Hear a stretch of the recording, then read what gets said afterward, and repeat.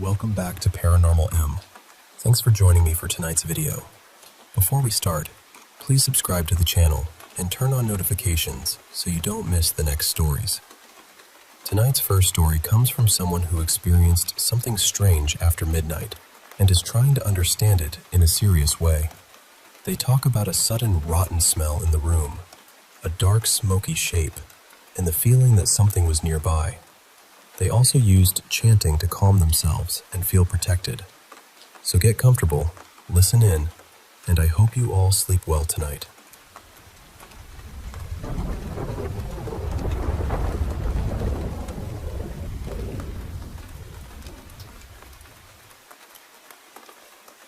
I'm sharing this because I'm genuinely trying to understand it, not because I'm claiming I know exactly what happened. I'd really like to hear from people who have studied Hindu occult traditions, Tantra, the Puranas, regional folklore, or related spiritual lineages. I'm not looking for jokes or quick dismissals. I'm trying to approach this carefully and respectfully, and I'd be grateful for thoughtful perspectives. Last night, sometime a little after midnight, I was fully awake in my room. Nothing unusual had been happening before that. I hadn't been sleep deprived, and the previous few nights had been normal. Then, all at once, there was this strong smell in the room. It was like something gamb, rotten, and decaying. It had not been there earlier. What unsettled me most was that the smell didn't stay constant. It would suddenly grow stronger, almost as though whatever carried it was moving closer. Soon after that, I had this very intense feeling that something was present with me in the room. What I perceived was not a solid figure. It looked more like a dark, smoky, semi-transparent form. At moments, I thought I could make out a very large mouth and sometimes reddish eyes inside the darkness. For a short while, its shape seemed to shift into something snake-like. Then it returned to that darker, smoky form. There was also one moment where it appeared as though the head had been cut off or separated from the body. Along with that, I briefly saw an image that reminded me of a strange painted portrait of a man with exaggerated lips. It wasn't realistic. It felt more like an abstract, disturbing face, and the feeling around it was deeply negative. As soon as this began, I started chanting the Hanuman Chalisa. I also remembered whatever I could of the Narayan Kavach without looking at my phone, and I kept repeating, Shri Ram, Jai Ram, Jai Jai Ram. My own experience while chanting was that the presence could not come close to me. It felt as if the chanting created a kind of boundary. After some time, the rotten smell disappeared completely, and eventually I felt calm enough to lie down and sleep. For context, our house is partly under renovation right now. Some rooms are unfinished, and a few areas are rarely used. There are also tamarind and kikar trees near the property, though I'm not assuming those are necessarily connected. I should also mention that I have previously been medically evaluated, and no neurological or psychiatric condition was found that would explain experiences like this.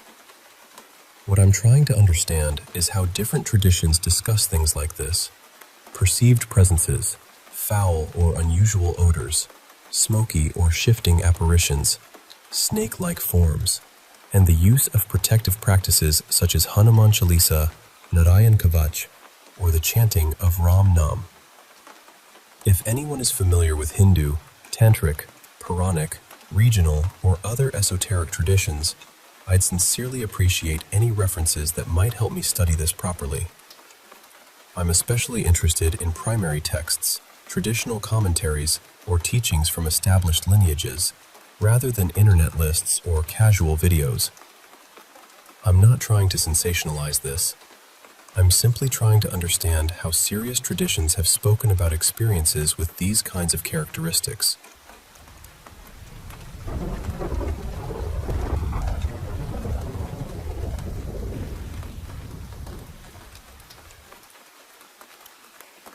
Hey, I want to share a couple of stories with you. Some of my experiences working in a nursing home one summer, and a strange, tender memory from my childhood home. I hope you'll find them as intriguing and heartfelt as I remember living them. Let me start with my summer job at the nursing home. I'm going to change some names and details to keep people's privacy, but the essence of the stories is all true. Now, I want to be honest up front. Some of what I witnessed might be explained by mental illness or the effects of age, but other moments, well, they were just plain unexplainable. There was this one gentleman I took care of. Let's call him Mr. Landon. Every night he would tell me about his father, who had passed away more than 40 years ago. Mr. Landon said he saw his dad walking the halls of the unit, just pacing back and forth, as if he was searching for something or someone. What struck me was that Mr. Landon wasn't just imagining it. He was so vivid and detailed in his descriptions. It was as if the spirit was real and restless. But that wasn't all. Mr. Landon had this eerie knack. He could point to any other resident, and within the week, that person would pass away. I'm not one to believe in supernatural powers, but multiple times it felt like he somehow knew when someone's time was near. It was unsettling, to say the least. Then there was Mrs. Bennett, an elderly lady struggling with dementia. One night, I was taking her dinner order, asking her the usual questions: how she was feeling, what she had planned for the evening. She told me she was going to talk with her daughter later. I assumed she meant earlier because visiting hours were over, but then she said something that gave me chills. Yeah, she watches me through the window at night. I didn't know what to say. Was it just her mind playing tricks? Or was there something else going on? I'll never forget the unease in her voice, the way her eyes darted to the window as she spoke. Now, I want to tell you about two strange moments that happened back to back in the kitchen. I was the last one there, getting ready to clock out. The lights were off, and I was just about to leave when suddenly, bang! I turned around, startled, and saw a tomato slicer had fallen off the table. This wasn't just any slicer. It was heavy, with rubber pegs designed to keep it from sliding around. There was no draft, no one else in the room. It just fell. As I bent down to pick it up and set it back on the counter, something caught my eye out of the corner of my vision. A faint white shape, almost like a ghostly figure. I blinked and turned to look directly, but it was gone. I stood there for a moment, heart pounding, wondering if I was imagining things. Those are just a few of the strange, quiet moments I experienced working there. They stayed with me long after summer ended. Now, switching gears to my childhood home. I was about 7 or 8 years old then, and I shared a bed with my mom most nights. She was a single parent, and our house always felt different. I've always had a sensitivity to energies, seeing auras, sensing when people's feelings shift, even dreams that would come true. It's hard to explain, but I always felt like I was being watched, even when no one was around. Every night, without fail, I felt someone sitting on the edge of my bed. I could see the mattress dip slightly, and I'd feel a cold breeze on my face and arms, like a window was open. But my mom would check those windows over and over. There was never a draft or any explanation. My hair would lift gently, as if a quiet wind was brushing past. One particular night stands out.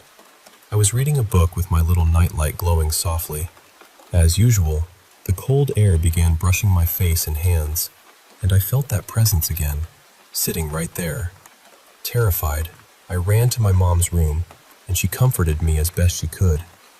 But then, something extraordinary happened. Tiny, shimmering specks, like glitter, started falling from the ceiling, slowly and gently. I held out my hand to catch it, but every speck vanished the moment it touched my skin. I looked at my mom, and she was smiling, tears in her eyes telling me, "I see it too." We laughed, feeling a sudden calm wash over us. We didn't question where the glitter came from or what it meant. It just felt like a beautiful sign, a moment of peace in the night. After that night, my mom began sharing her own experiences, feeling energies, seeing auras, and even visits from an angel named Michael. He told her things that later came true, including a prophecy about a building being constructed in our town and a terminal illness she would face. When the building's construction was announced years later, we both screamed in disbelief. That night with the glitter was one of our last deep conversations before she passed away from the cancer Michael had foretold. It was as if that gentle, sparkling moment was a comfort, a reminder that we weren't alone.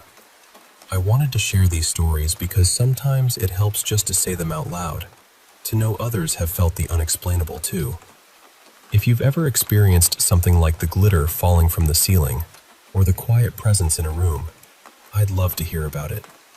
These moments, strange as they are, remind us of the mysteries that gently brush past our everyday lives.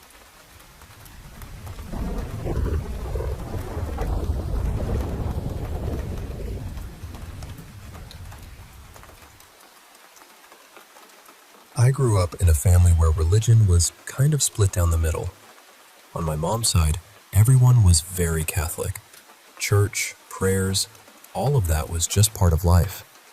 But on my dad's side, the family was Kardecicist Spiritist. I don't know how common that is outside Brazil, but it's basically a belief in mediumship, spirits, communication with the dead, and a Christian-based philosophy connected to Allan Kardec. So I grew up around stories like that, and honestly, I was fascinated by them. I was the kid asking my grandmother to tell me everything she had seen or felt. I wanted every detail. I also knew, even when I was little, that something ran in my family. My brother and I both seemed to have that sensitivity. I used to see things sometimes, and instead of being less curious as I got older, I became more curious. I watched ghost videos, paranormal shows, people trying to catch things on camera, the whole thing. My dad's side of the family had been connected to that belief for generations.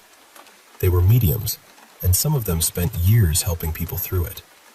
So this wasn't treated like some strange little hobby in our house. It was part of the family history.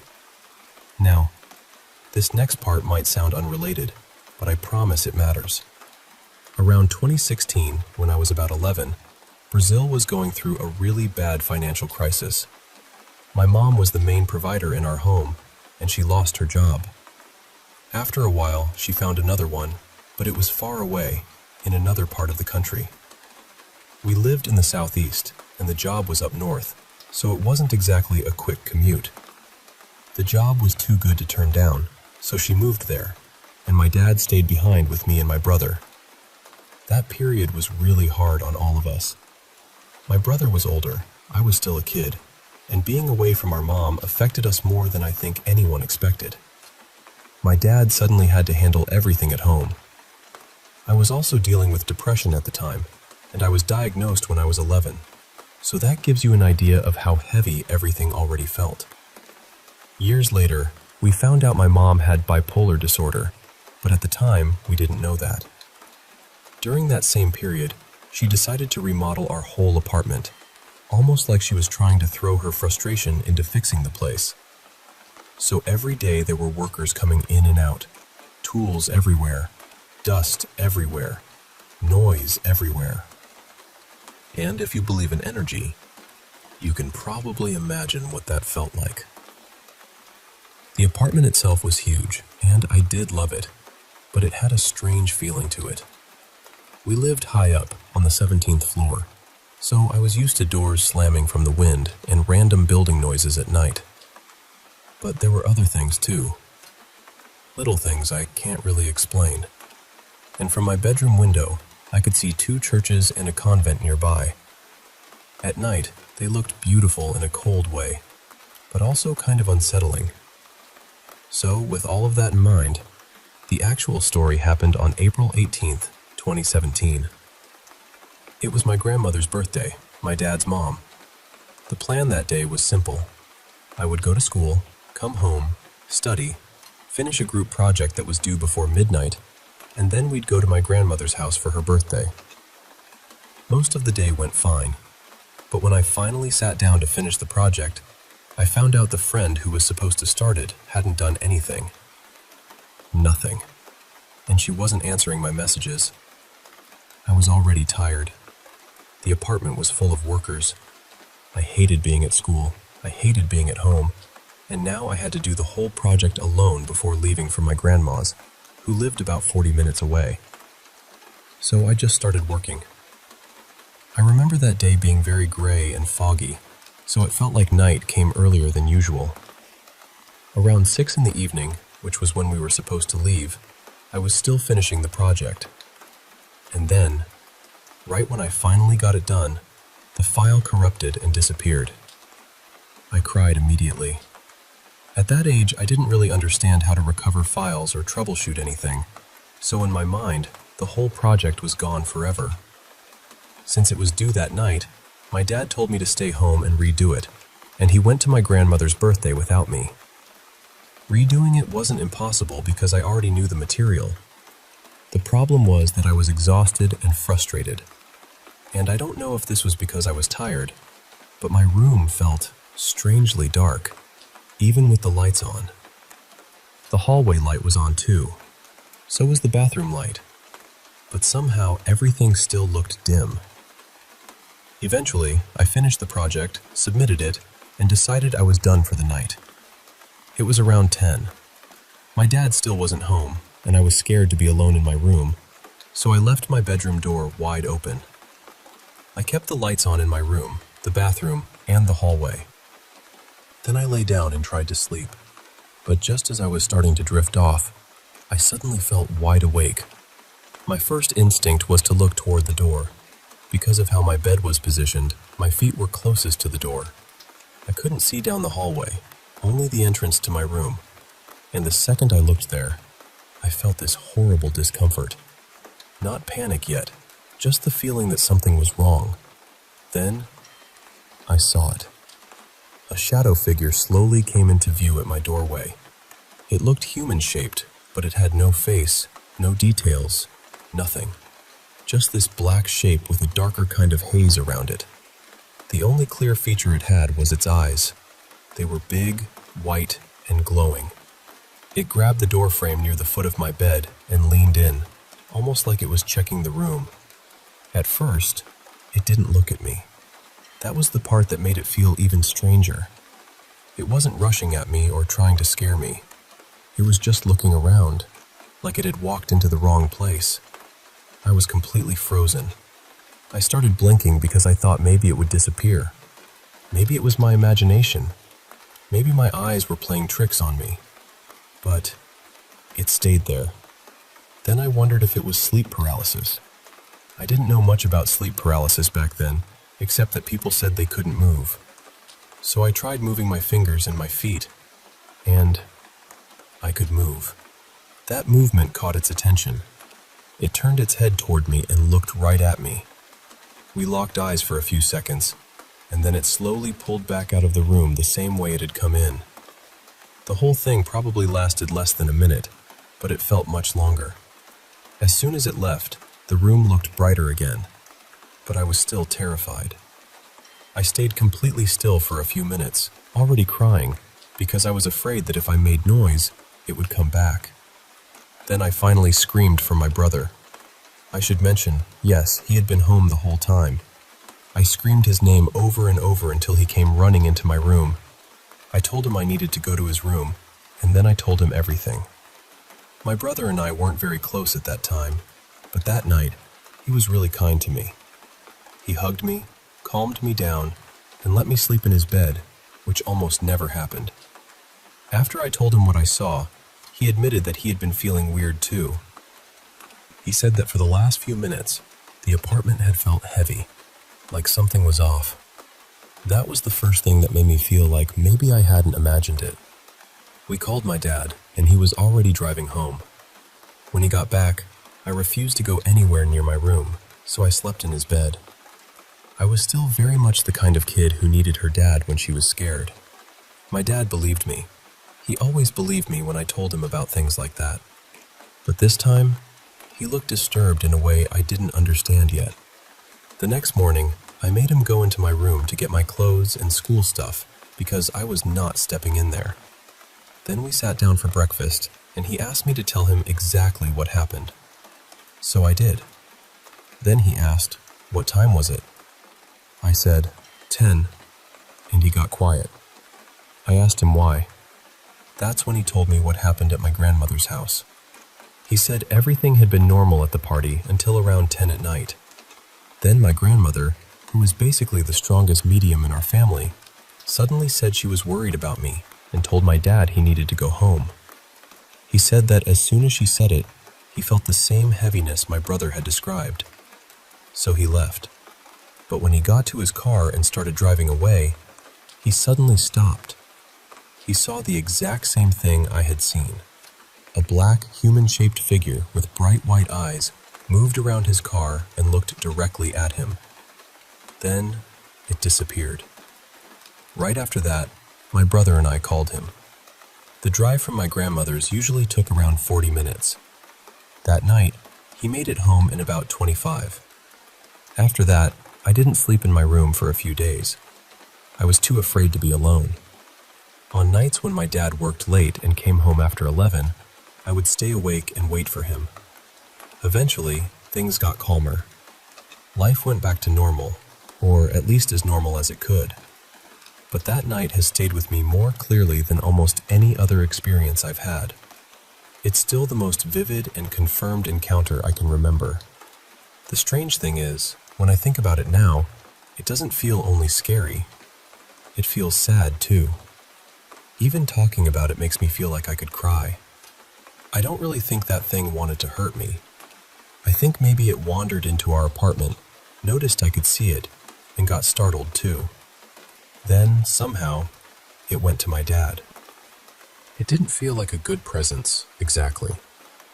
But it didn't feel purely evil either.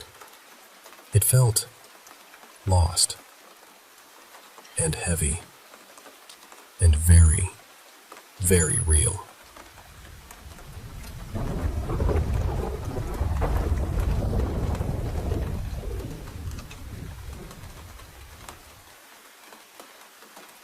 Hey there. I want to share with you some pretty extraordinary experiences I've had. Some might call them paranormal. Others might say they're miracles, or just strange coincidences. Either way, they've deeply touched my life, so I hope you'll find them as fascinating as I do. The first story isn't exactly paranormal, but more like a miracle, and it all begins even before I was born. You see, my mom was pregnant with me and my sister. We were identical twins. Around a few months into the pregnancy, things took a scary turn. My mom started showing signs of going into labor way too early. She rushed to the hospital, and it turned out my sister's umbilical cord was wrapped tightly around my right hand, cutting off my circulation. It's something I've lived with ever since. My right hand is different from my left. My finger's a bit larger, and I don't have nails on those fingers. I've always thought of myself as a bit like Nemo. You know, the little fish with a fin that's a bit different. Here's the wild thing. My sister, in a way, saved my life by causing my mom to go into labor early. My mom had no idea I was losing blood flow to my hand. If my sister hadn't put my mom into labor, I might not have survived. Sadly, my sister didn't make it. She passed away inside my mom's womb. So, I like to think of her as my guardian angel, watching over me. Someday, I want to get a butterfly tattoo in her honor, a symbol of transformation and hope. My second experience is also tied to my sister. For a while, we lived with my mom's ex. Not the best situation. One evening, they got into a heated argument, and in the chaos, my mom's Christmas tree got knocked over. Every single ornament shattered into tiny pieces, except one. My sister's ornament survived completely untouched. It's this old, fragile angel head with her birthday engraved on it. It's strange because everything else broke, and this one just stayed perfect. Every Christmas, that ornament stays on our tree, a little reminder of her presence, and maybe a little magic. The third experience is a bit more eerie and personal. After my grandpa passed away on December 26, 2020, he had contracted COVID and was hospitalized. Things got strange. I wasn't close with my family and wasn't invited to his funeral, and I was actually the last to find out about his death. Then, about a week later, I was fast asleep when I suddenly heard a loud, clear voice right in my ear say, "Hello, Lex." It was unmistakably his voice. I woke up instantly, half expecting my mom to be playing a prank on me, but she was peacefully sleeping on the couch. I've never experienced anything like that before or since. I like to believe it was his way of saying hello one last time, since I never got to say goodbye. Now, shifting gears to something a bit different, the strange howling I started hearing around my home. I've lived in my house for about 10 years and never experienced anything weird until a few months ago. Here's the setup. I know all the dogs around, at least within 2 blocks. Most are small breeds, not known for howling. There's a collie 2 houses down that I've never heard bark in all these years, and 2 big Mastiff-type mixes right behind my house. I can see those 2 dogs from my kitchen, dining room, and even my son's room when they're in their backyard. I can also see into the den they hang out in through my neighbor's glass doors. So one morning, I started hearing this muffled howling, like it was muffled through a pillow or something soft. At first, I ignored it. Dogs howl sometimes, right? But this wasn't prolonged, and it only happened when I was the only one home. Over time, it started to creep me out. The sound felt like it was coming from outside, near the big dogs, but whenever I went outside to check, the howling stopped. It was as if the noise was an inside sound made to seem outside. I checked on the dogs. They were always calm, lounging in their yard, no signs of distress. I even looked through my security cameras to catch them howling, but nothing. It was baffling. I tried not to let it bother me, especially since it only happened when I was alone in the morning. But then, one Monday when my son had the day off, he heard it too. We both heard the muffled howling at the same time, but when I peeked outside, I couldn't hear a thing. It was like the sound was inside the house, but we couldn't locate it. Moving on to a place I worked, the Disneyland Hotel. I worked there for over a year, delivering things to guest rooms late at night. One night, around 11:30 p.m., I was making a delivery near the pool deck, which is surrounded by a gate.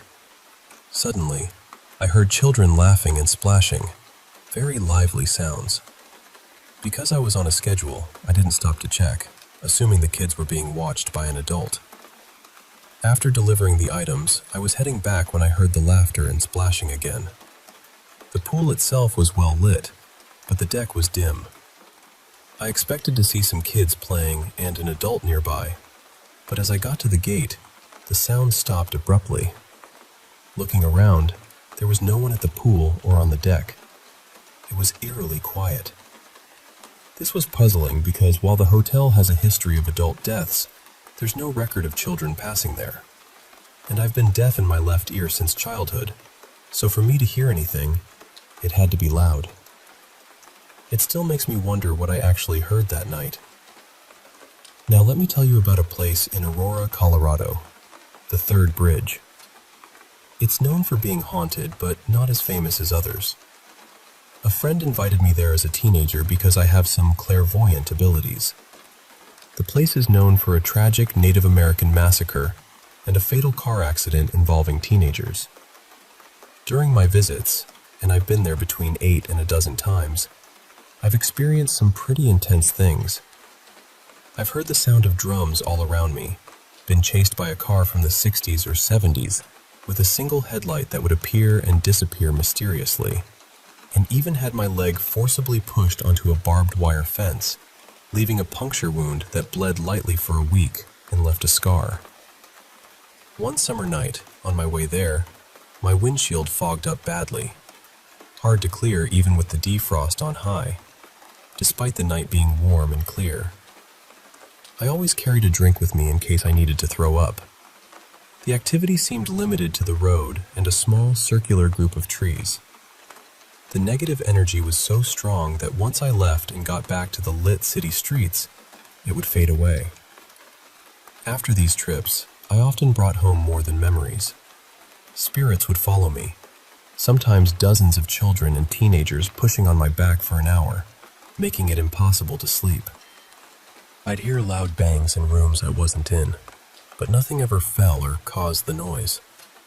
One time, after doing laundry late at night, I found the washer lid open in the normal loading position, but I was the only one home besides my 2 dogs.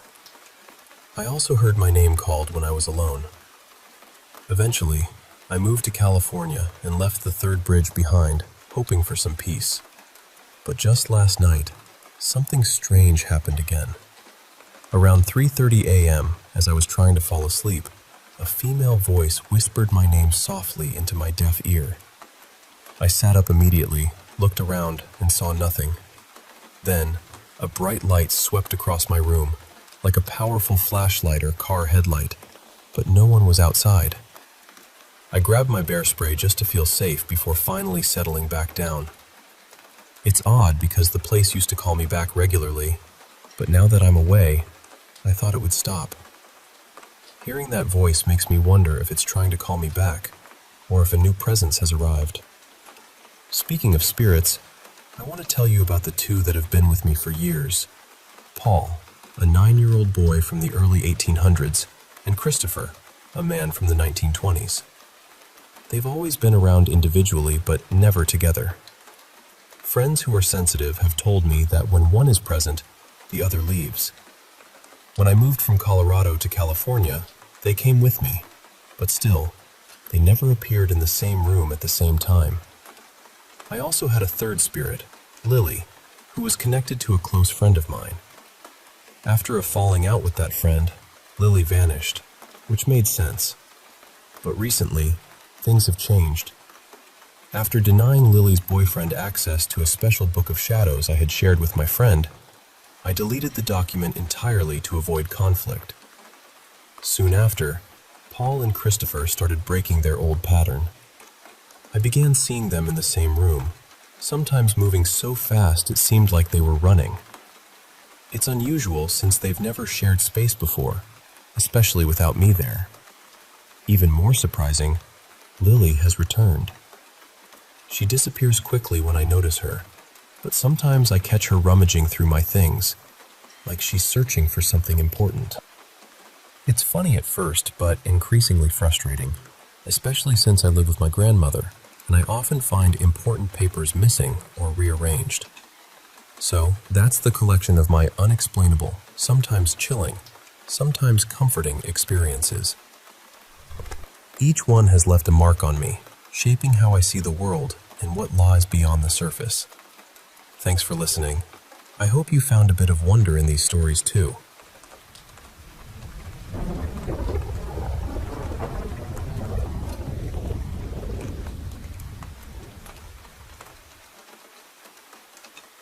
You know, I'd heard people say the Star of India in San Diego was haunted, but I never really put much stock in it. I'd seen one of those ghost hunter shows about it years ago, and honestly, it felt a little overdone to me. So when I went there recently with my family, I wasn't thinking about ghosts at all. I was focused on having a sweet day out with my little boy. We walked through most of the ship together, and nothing strange happened. It was actually really lovely. And if you like old ships even a little bit, it's absolutely worth visiting. At one point, my husband and son went up toward the higher decks, and I wandered down into the hull by myself. Near the front of the ship, there was this section blocked off for employees. It had muslin cloth draped around it, and a small gate keeping visitors out. That's when I heard a woman talking. At first, I didn't think anything of it. I figured there must be a staff member back there, maybe explaining something or chatting with someone. But as I moved closer to look at some of the ropes and displays nearby, the voice started getting quieter. Not clearer, like you'd expect if you were walking towards someone. Quieter, more muffled. Then it just stopped. I stood there for a moment, trying to make sense of it. I thought maybe whoever was back there had noticed me and wanted privacy. But curiosity got the better of me, and I became a full-on nosy Nell. I tried to peek through a little gap in the cloth to see if anyone was moving around back there. Nothing. No footsteps. No shifting shadows. No sign of anyone. And then I realized something else. I hadn't seen any female employees on the ship that day. Not one. And the voice had only sounded like one person speaking. It could have been someone telling a long story, sure, but there were no pauses, no replies, no other voice joining in. I walked away, telling myself it was probably nothing. But as soon as I got farther from that blocked-off section, the voice came back, louder this time. That was the part that really unsettled me. Not because it was dramatic or terrifying, but because it felt wrong in such a quiet, specific way. My brain kept trying to solve it. Maybe someone on the dock was talking, and the sound was somehow carrying into the ship. Maybe there was a speaker somewhere. Maybe the acoustics were just strange. So I went closer again, mostly to prove to myself that I was being ridiculous. And again, the voice faded. It got softer and more muffled until there was only silence.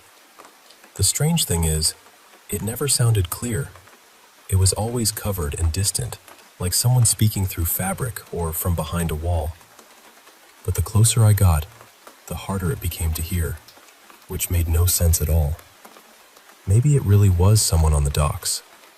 Maybe it was an employee I just never saw, and she stopped talking because some random woman was peering into the restricted area, like a raccoon in a museum. Maybe the sound was bouncing over from the gift shop on the boat next door. I don't know.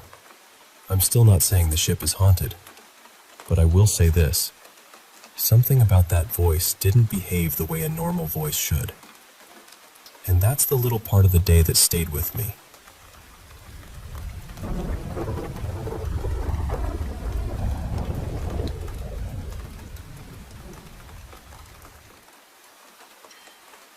Hey there. I wanted to share some experiences I've had with spirits over the years and get your thoughts on whether I should be concerned about some recent changes I've noticed. So, I've been familiar with two spirits named Paul and Christopher for quite some time now. Paul's a playful little guy. He was about 9 when he passed, so he sometimes pulls the occasional harmless prank on me, which honestly feels kind of endearing. Christopher, on the other hand, has always been peaceful, never causing any trouble. But recently, there's been this other presence, Lily. I'm not as familiar with her, and I think she might be behind some changes in the spirits around me. I'm seriously debating whether to try to get rid of her, but I don't want to overreact if there's nothing harmful going on. Let me take you back to one of my earlier experiences that really stuck with me. It was during a haunted tour on the RMS Queen Mary. Now, a little background. I never learned to swim as a kid. I was stubborn and, honestly, pools just seemed gross to me, so I never bothered to learn. Also, at home, I've been regularly visited by a spirit of a young boy, around 9 years old. I know it's not connected to this story because of the size difference in their hands, but I mention it because it's part of my everyday life. So, I paid the $30 fee for the haunted tour of the Queen Mary, not expecting much at all. I thought these tours mostly just hype up the history and the tragic accidents that happened on these old ships. The tour itself was mostly uneventful, really. We had this quirky guide who was full of stories about the ship's past and the many hauntings reported over the years. He told us about various deaths and the ghostly sightings that visitors and staff had experienced. It was all fascinating, but nothing out of the ordinary. There were 3 kids on the tour, too, probably between 5 and 8 years old. They were incredibly well behaved. I honestly forgot they were even there at times because they were so quiet and attentive. As the tour drew to a close, we reached the pool deck. Now this was the highlight because the guide had the most stories about this area. The pool itself had been drained years ago for legal reasons, but people often reported seeing wet footprints on the deck, even though no one was actually there. He told us about a little girl named Jackie, who was said to haunt the pool deck. Interestingly, there were no records of a young girl named Jackie ever boarding the ship or dying there, which seemed odd. But when you think about it, a luxury liner like the Queen Mary, on par with the Titanic, it's possible a child could have been smuggled aboard or simply forgotten in the records. While the guide was talking about Jackie, I had my back to a display showing old photos of the ship. No one could have sneaked up on me from behind, and the kids were on the other side of the group with their families, well within my sight. Then, out of nowhere, I felt a small child's hand gently grab the pointer finger, middle finger, and thumb of my left hand. My right hand was busy recording the tour on my phone. I can actually share the videos if anyone's curious. The hand started pulling me gently backward, toward a bar area behind me. The direction was through the display, which obviously couldn't be walked through physically. The hand felt small, like that of a 5-year-old. At the end of the tour, I asked the guide how old Jackie was supposed to be, since he hadn't mentioned it. He said she was believed to be between 5 and 10 years old. Judging by the tiny hand that grabbed me, I'm guessing closer to 5. It's heartbreaking to think a little girl so young might have passed away there. I felt a deep sadness for her, like she didn't get nearly the life she deserved, and it made me feel worse knowing she was haunting that space. Now, moving on to something a bit more personal, I've been sleepwalking since I was a little girl. I'm 27 now, and it hasn't stopped. When I was younger, I'd often wander into my parents' room and fall asleep at the foot of their bed, especially after nightmares. I even fell down the stairs a few times without realizing I'd gotten out of bed in the first place. As an adult, I still sleepwalk to the kitchen for water or to the bathroom. My grandma and sisters have noticed it too. I think I might have inherited this from my dad, who still sleepwalks at 60 and did so as a kid as well. When I was younger, I didn't think much of it, just a kid being a kid. But as an adult, something changed. Most nights I'm okay, but sometimes when I'm sleepwalking near the stairs, my room is down a hallway and around the corner, I feel a hand on my shoulder. It wakes me up and stops me from going further, just in time to prevent me from falling.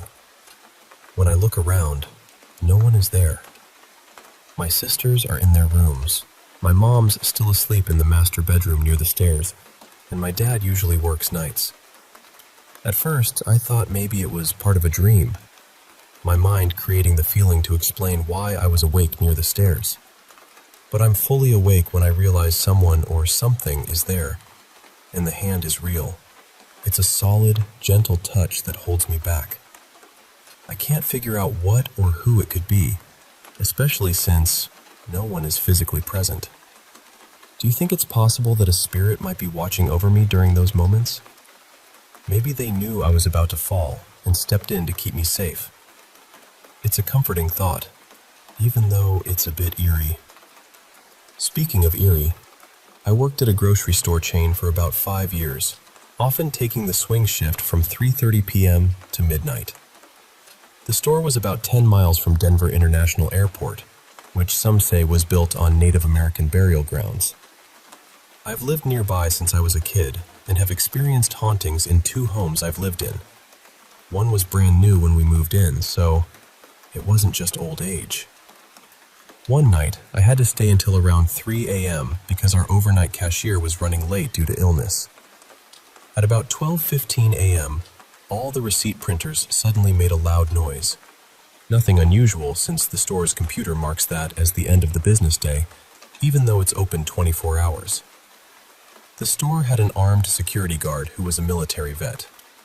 He was one of those gentlemen who'd always walk women to their cars at the end of their shifts, which I appreciated.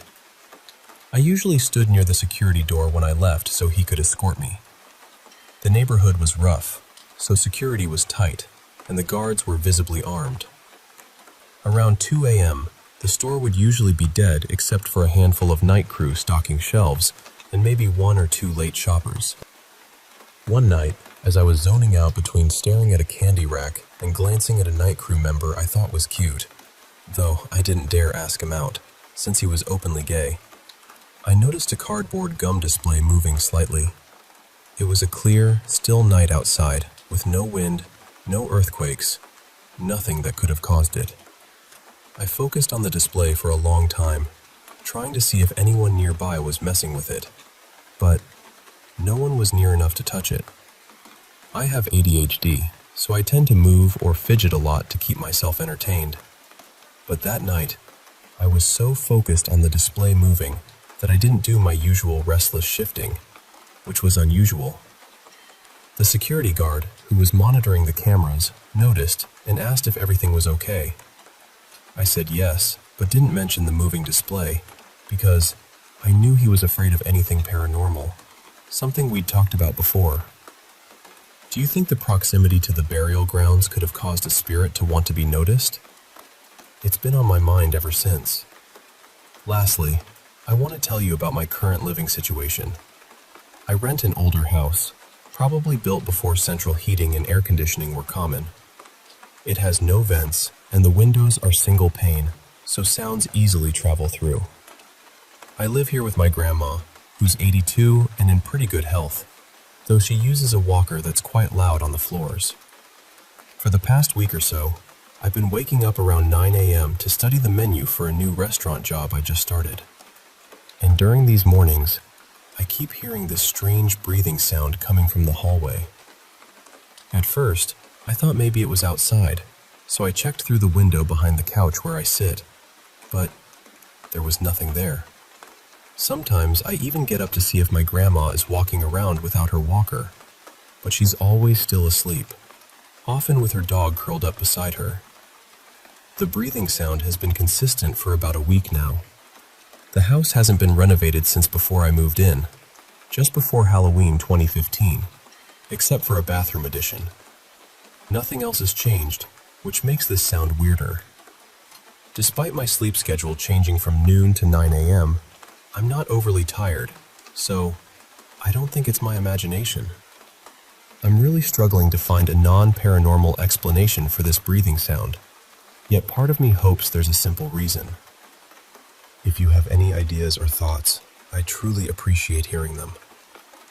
So, with all this, I'm left wondering about Lily and the changes she might be bringing to the spirits around me. Should I be worried? Or is she just another friendly presence, like Paul and Christopher, who means no harm? I'd love to hear from anyone with experience dealing with spirits or the paranormal. Thanks for listening.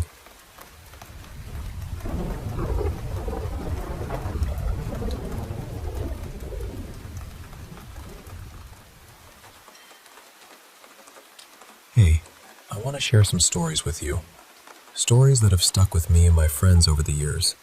The kind that make you pause and wonder about the things we can't always explain.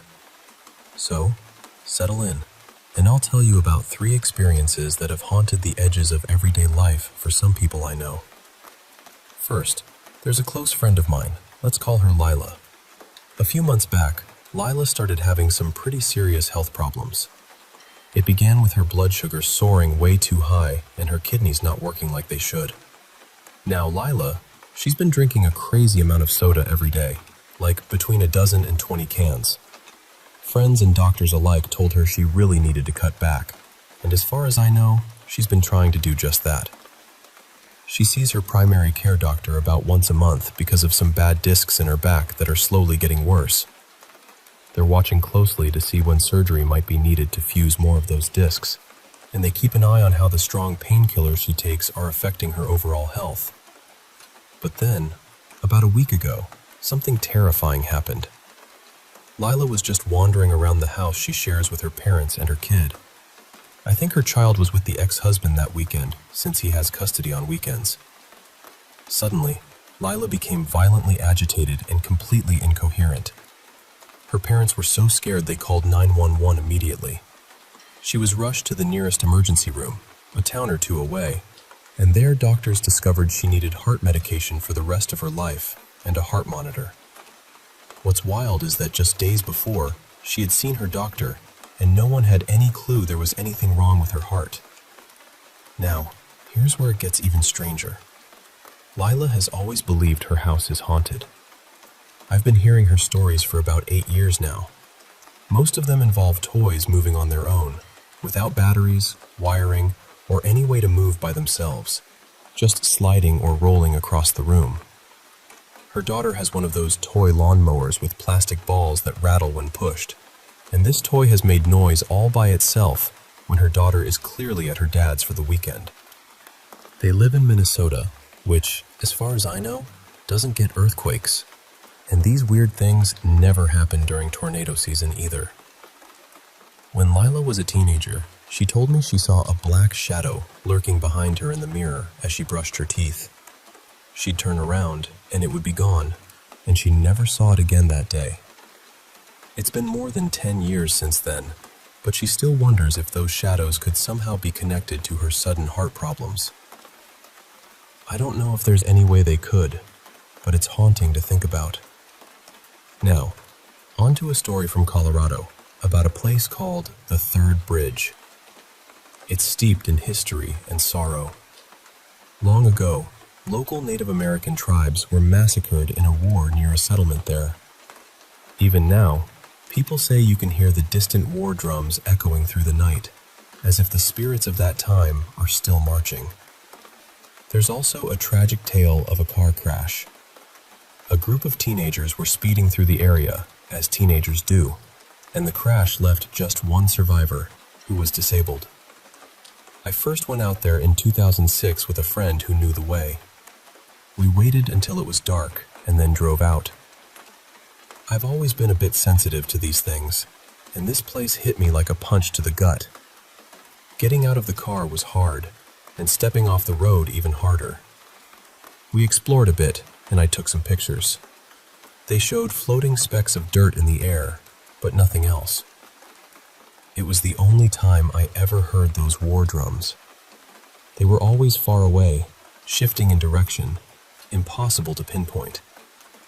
On our way back, something ran into the road. A dog, probably a border collie. I got out to check, but there was no dog there. My friend later told me the property owner said they'd lost a collie in that area years ago. I went back every year or two after that. The gut punch feeling never left. I never heard the drums or saw the dog again, but I had other experiences. One night, it was nearly 90 degrees, just a turn away from the spot, and my windshield fogged up so badly I couldn't see. Every time I tried to leave, a car with a single headlight chased me out. I always felt watched and followed. It never felt like a place that welcomed me. I stopped going when I moved out of state, but sometimes I still feel drawn back, though I'm usually glad I'm so far away. Lastly, I want to tell you about my own experience with what I think might have been a child ghost. Now, full disclosure, my family has a history of mental health issues. Bipolar disorder runs deep on my mom's side, so much so that being the middle child can almost guarantee it. There's also schizophrenia in my family. An uncle battled it until he passed in 2011. I've never seen a mental health professional myself, so I can't say if what I experienced was a hallucination or something else. But here's what happened. I lived in a big, 2-story house in Denver, with lots of huge windows and 3 sliding doors. My parents used to complain about how expensive the curtains were because with nearly 30 windows, the sunlight just poured in. Even the smallest windows, like the ones in the bathrooms, were big enough for a grown adult to climb out of if they wanted. The youngest person living there was 17, though my parents had a friend with a toddler, about 3 years old. One summer morning, around 11 a.m., I was brushing my teeth in the downstairs bathroom. The sun was so bright that it almost blinded me, even reflecting off the nearby golf course. When I spat into the sink, I glanced over my right shoulder into the mirror. I just had this strange feeling like someone was watching me. And then, I saw him. A young boy, maybe 9 years old, standing there behind me. He was wearing clothes that looked like they were from the early 1900s, like a little boy from a century ago. I spun around instantly, heart pounding, thinking maybe someone had broken in, or that this kid might be a neighbor's child seeking help. But the house was empty. I searched every room, every corner, and there was no one there. No child, no intruder, just silence. I've never been able to explain what I saw. It's as if that boy was a whisper from the past, lingering in the sunlight and shadows of that old house. So, those are the stories. Lila's health and haunting shadows, the haunted bridge with its drums and phantom dog, and my own glimpse of a boy from another time. They remind me that sometimes the world is bigger and stranger than we think, and that some mysteries are woven into the very places and people around us. Thanks for listening.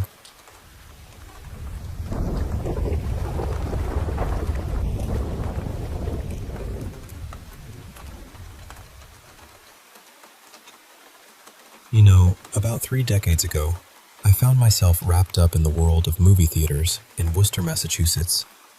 I spent several years there, but there was this one theater that truly captured my heart, the grand old Poley Palace. Built back in 1926, it was a marvel of its time, a huge, beautiful building that eventually got carved up into 4 smaller cinemas. Even though it had been somewhat damaged during the modernization efforts in the late 1950s, many of its original features stubbornly clung on, whispering stories of bygone days. As the manager, I was given this hefty keychain that unlocked every nook and cranny of the building. I spent countless hours wandering its halls, exploring attics, basements, crawl spaces, everywhere but the curtain loft. That space was tucked about 80 feet up, accessible only by a daunting iron ladder. No way was I climbing that. The atmosphere inside was something else. On the second floor at the front of the building, there were these abandoned businesses, walled off and frozen in time. A music store, a ballet studio, maybe an office, all looking like relics from the 1940s or 50s. The wallpaper, faded now, was adorned with delicate ballerina motifs. An appealing mirror hung crookedly on the wall. It felt like stepping into a dream from the past. Then there was the old manager's office. It had these soaring ceilings with elegant crown molding and a stunning stained glass window that I believe dated back to 1912, probably salvaged from a neighboring theater. The office still housed that old, heavy safe. I once came across a newspaper article from the early 1940s in the public library describing an armed robbery. 2 men had tied up the managers right in that very office and looted the safe. One of those men was later executed in the electric chair, but for an unrelated crime. That made the place feel even more charged with history. We ended up using the office to store massive 30-gallon bags of popcorn during my time there. One of the more curious spots was a crawl space beneath the box office. You had to lift a hinged plywood panel and climb over a 4-foot wall to get in. On the other side, there were remnants of basement rooms, broken concrete and scattered bricks telling tales of decay. In one of those rooms, I discovered an old flared Coca-Cola glass, perfectly intact. I treasured it for years.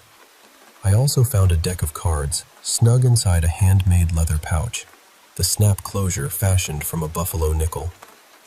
Little artifacts like these connected me to the past in a way nothing else could. The building even had old dressing rooms with makeup mirrors framed by light bulbs. The paint peeled off in flakes the size of potato chips. The whole place felt alive with history and, yes, whispers of the supernatural. Folks often said the Poley Palace was haunted. The head manager shared some spine-tingling experiences. For example, when they remodeled in the late 50s, the men's room in the basement was transformed into the manager's office. One night, while closing up, my boss was climbing the stairs to the main lobby when something caught his eye near the ornate 30-foot ceiling. He saw an apparition floating there, just drifting, before vanishing into the ceiling. Terrified, he bolted back down and hid in the office until dawn. On another occasion, late at night, the manager heard all the arcade machines in the lobby buzzing with electronic bleeps and bloops. Normally, they were powered off by the last show's end, but tonight they were alive. Annoyed at the usher for forgetting, he went to turn them off. The moment he opened the door, the noises stopped cold. Across the lobby, the machines were dark, truly powered off. The sound had come from nowhere. A projectionist once told me he glimpsed a face looking in at him through the booth window while shutting down the big theater upstairs. I have to admit, I took these stories with a grain of salt, especially given the sources. But my own experience? That's something I'll never forget. I was utterly obsessed with the Poli Palace's history and spent hours digging through newspaper archives, trying to piece together its story. There were rumors about a stagehand who died there during its vaudeville days, though I never found any proof. One day, I mentioned the theater to my mom, and she, in turn, talked about it with a woman she worked with. This woman claimed to be psychic, or maybe just sensitive to vibes, and said she'd been to the theater. She felt someone had indeed died there, and that his name started with the letter M. I remember thinking, all right, sure, sounds a little out there. Then, one slow midweek night, I was the only manager on duty. The 7 o'clock shows were playing, and I was buried in paperwork in the basement office. Suddenly, the intercom buzzed. It was the box office cashier telling me I had a phone call. I asked who it was, but she didn't know.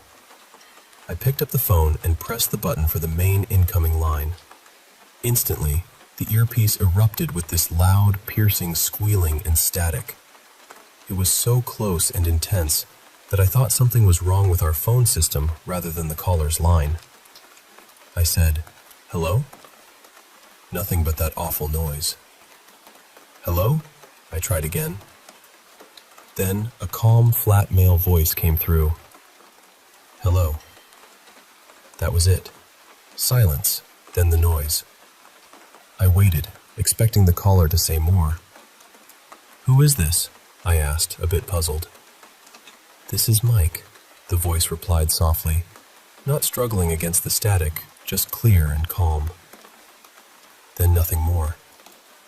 I waited, but no further words came. "Mike who?" I pressed, feeling a little impatient. We had 2 mics working there at the time, but this voice didn't match either. Suddenly, the line went dead. No more noise, no one on the other end. I called Sandy, the box office cashier, to ask if the caller had asked for me by name. She said yes. That's when it hit me. The psychic woman's words about a man whose name started with M. Mike. The call never came again, and the strange noises never returned. No one ever admitted to a prank, and I never figured out who it was. Switching gears now, let me tell you about a different kind of haunting, one from Savannah, Georgia. More than 20 years ago, my then wife and I took a trip there. We stayed at this charming bed and breakfast made up of 2 large townhouses separated by a lush, verdant garden. The innkeeper spun tales of strange happenings that had occurred within the walls. Of course, nearly every bed and breakfast claims to be haunted. Ghost stories just add to the allure for folks like me. The inn was a 19th century beauty, nestled in Savannah's historic district near Forsyth Park. Savannah itself is steeped in ghost lore, with tours and stories woven into its moss-draped trees and cobblestone streets. Spending time there, it's easy to feel the presence of the past. The inn was a favorite of mine. I think it might have been our second stay there. The staff were warm and professional, always ready with a smile. I'm not much for chatting with other guests, but I enjoyed the conversations with the staff. Our room had a small balcony overlooking the street. One evening, after dinner, we stepped out there. Within seconds, a large flying beetle crashed right into my forehead. That was my cue to retreat indoors. That night was uneventful, no ghostly encounters. But the next morning, that's when things got weird. The bathroom had a classic clawfoot tub surrounded by a shower curtain. As I stepped out of the tub after showering, I caught a glimpse of myself in the mirror. And let me tell you, my heart nearly jumped out of my chest. The mirror was fogged with a light coating of condensation, but my face was still visible. Except, my eyes looked almost completely black. It was startling, my own reflection, but with eyes that seemed to belong to something otherworldly, almost demonic. I took a breath, trying to steady myself, then looked closer. The pupils in the reflection were hugely magnified, filling the entire eye and creating a terrifying effect. I had no explanation for it. I'd never seen anything like it before, and it never happened again. Curious, I called my wife in to see, and sure enough, her eyes showed the same strange magnification.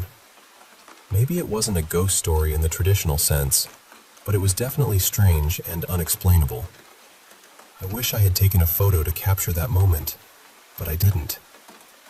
I wonder if anyone else has ever seen something like that. Those eyes, so dark and vast, staring back from a mirror fogged by steam. Both the Poli Palace and that Savannah bed and breakfast hold their secrets, their whispers, and their shadows. Sometimes the past reaches out in ways we can't fully understand, leaving us with stories that linger long after the lights have dimmed.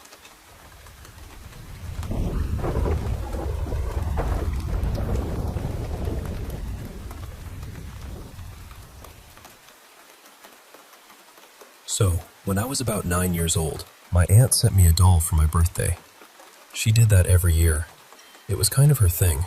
She would find these delicate porcelain dolls, usually dressed in outfits from different places or time periods, and mail one to me as a gift. I already had a little row of them on my dresser, right across from my bed, but this one was different. The moment I opened the box, I felt my stomach twist a little. The doll looked almost exactly like me. Same hair color, same little tilt to the mouth, even a tiny beauty mark on the same side of her face as mine. The only thing that was wrong were the eyes. Mine were brown, hers were this flat, cloudy gray. I remember trying to tell myself it was just a weird coincidence, but I didn't like holding her. I didn't even like looking at her for too long. Still, I put her with the others on my dresser, because that's what I always did. After that, I started having trouble sleeping. At first, it was little things. Waking up in the middle of the night for no reason. Feeling like someone was standing near my bed. Having dreams I couldn't fully remember, but waking up scared anyway. Then there was the car incident. I had taken the doll with me while I was out with my grandpa. I know, 9 was probably a little old to still be dragging dolls around, but I did. I fell asleep in the back seat, and at some point, I thought I woke up. Except my grandpa wasn't in the driver's seat anymore. The car was quiet. Too quiet. I looked toward the front passenger seat, and there was this black shape sitting there. Not a person exactly, but something person-shaped. It slowly turned its head and looked right at me. Then I actually woke up, sweating and terrified, and the doll was sitting upright in the seat next to me, propped up like someone had placed her there. A few nights later, things got much worse. That evening, I put the doll back on the dresser and tried to act normal. I remember forgetting to take my melatonin that night, which may not matter, but I still remember it clearly. Sometime during the night, I woke up, or at least I thought I did. I heard footsteps in the hallway. Our house was small, so I could tell exactly where sounds were coming from. These footsteps were slow, heavy, and they were moving toward my mom's room.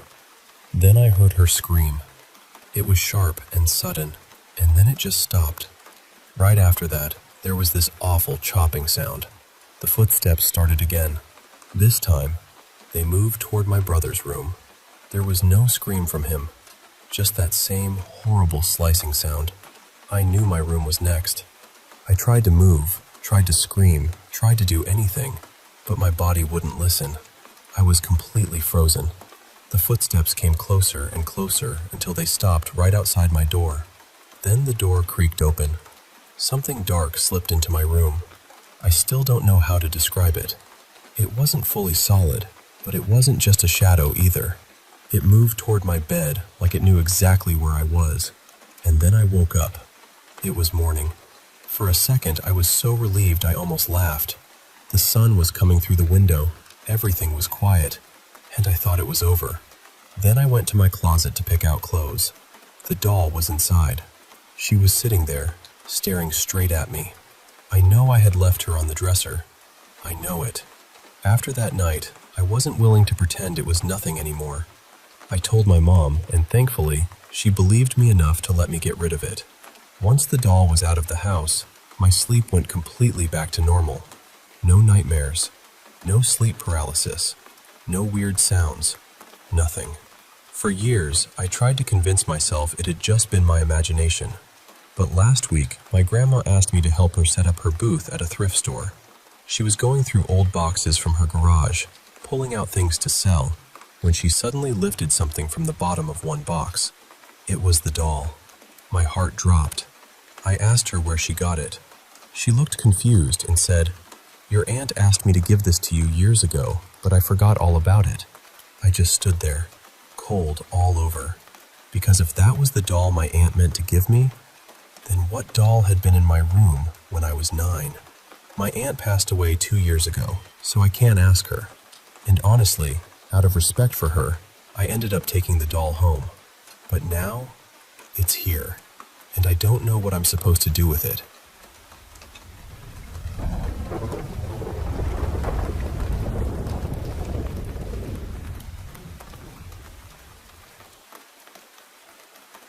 I want to tell you about something that happened to my friend, Ty.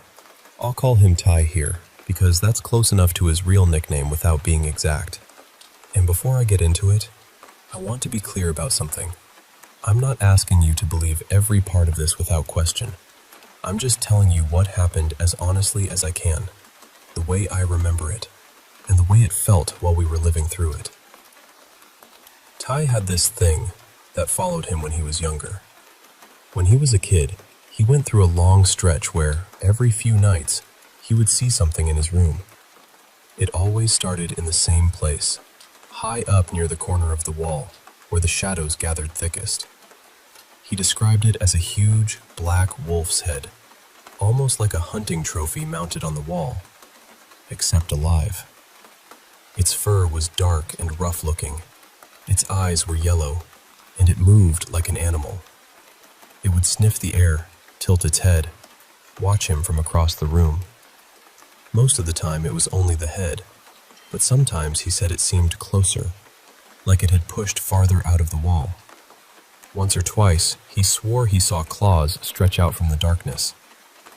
The worst part was that it spoke to him. Not out loud exactly. He said it was more like words being pressed into his mind. It would tell him to do cruel things. Not anything like murder, nothing that extreme, but enough to make him meaner than he wanted to be. It would promise rewards if he listened, and sometimes, the next day, something strange would happen. He'd pass a test he should have failed. He'd win a race he had no chance of winning. Little things, but specific enough that they scared him. As Ty got older, it happened less and less. He made friends, got more grounded, and eventually, the wolf stopped showing up. For years, it became more of a weird old story among our friend group. Ty was never the kind of person who leaned into paranormal stuff. He was skeptical, practical, the sort of guy who would rather blame a bad dream than a demon. Then, last summer happened. Ty and I were working seasonal jobs near a state forest, staying in employee housing not far from the park entrance. One night, a group of us had a small party. We'd been drinking a little, smoking, and a couple of us took these tiny mushroom gummies someone had picked up. I'm not proud of that detail, but it matters to the story. None of us really hallucinated. We felt high, sure, but nobody saw anything strange. Nobody, except Ty. At some point, he and I got into an argument. Nothing world-ending, just one of those stupid late-night fights that feels bigger because everyone is tired and not fully sober. I left him alone in our room and went to cool off with the others. While I was gone, he called me several times. I didn't see the calls right away. Later, I listened to the voicemails and, honestly, I wish I hadn't. He sounded terrified. Not dramatic, not drunk. Just scared in a way that makes your stomach drop. When Ty finally found me, he was pale and shaking. He told me the lights in the room had shut off by themselves. I can say this much. When I went back later, the lights really were off. He said the shadows pulled together near the ceiling, right beside the door. And then the wolf came back. Only this time, it wasn't just a head. He said the whole thing climbed out of the wall, too large for the room, bending its body at awful angles just to fit inside. It watched him from the corner, and then it reached for him. He felt claws around his throat. He thought it was choking him. Then, somehow, he realized the hands around his neck were his own. That realization snapped something loose in him. He managed to pull his arms away and stumble out of the room. Later that same night, something else happened that I still don't know how to explain. Ty opened his phone and found 3 new images in his camera roll. They looked like old AI-generated pictures, strange and dreamlike, but all 3 showed the same thing: a massive black wolf with yellow eyes. He didn't remember making them. Ty had used AI art apps before, mostly for game characters and fantasy stuff, so it wasn't impossible that he had generated them while out of it. But the details were wrong. The app listed in the image data was one he didn't have installed, and the creation date showed almost 2 weeks in the future. I know how that sounds. I know images can be faked. I know phones can glitch. I wish I still had them, but I deleted the copies I had because looking at them made me feel sick.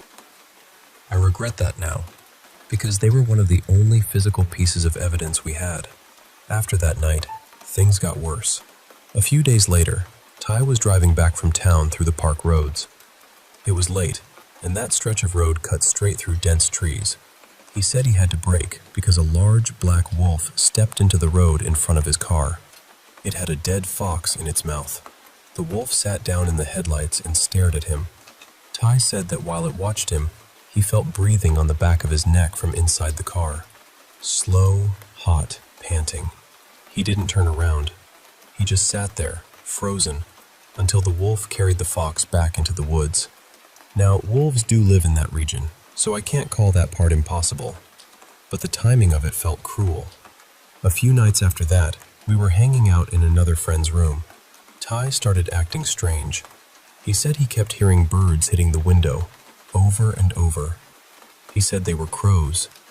I asked how he knew that, and he just said, "I can tell." We had paint and paper out because a few of us were going to mess around with art. Without warning, Ty grabbed a tube of black paint and squeezed it across a sheet of paper. Then he smeared it with his fingers, fast and frantic, like he wasn't even seeing us. When he stopped, there was a wolf's head on the page. Not a perfect painting, but recognizable. Too recognizable. Ty blinked like he had just woken up. He looked down, saw what he'd made, and backed away from it. He didn't remember doing it. One of our friends took the paper outside and burned it.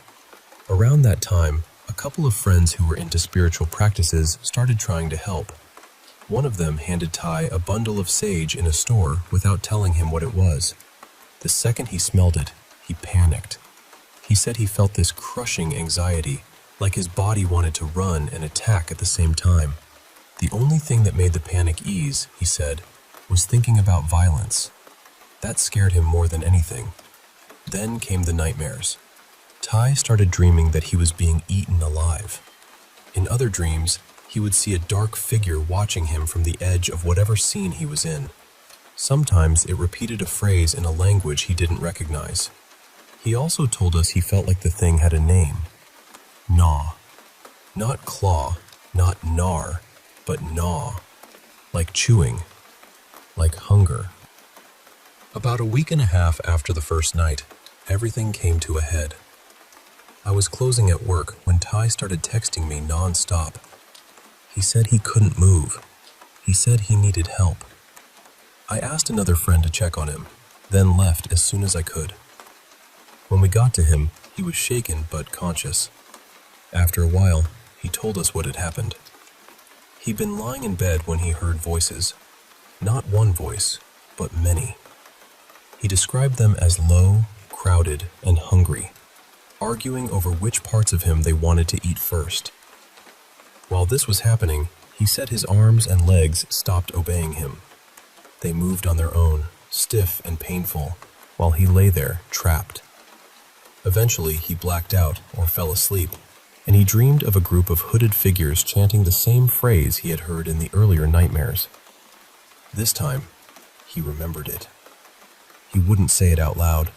He texted it to me instead. Fartoyet Ernesten Klart, Father Loke.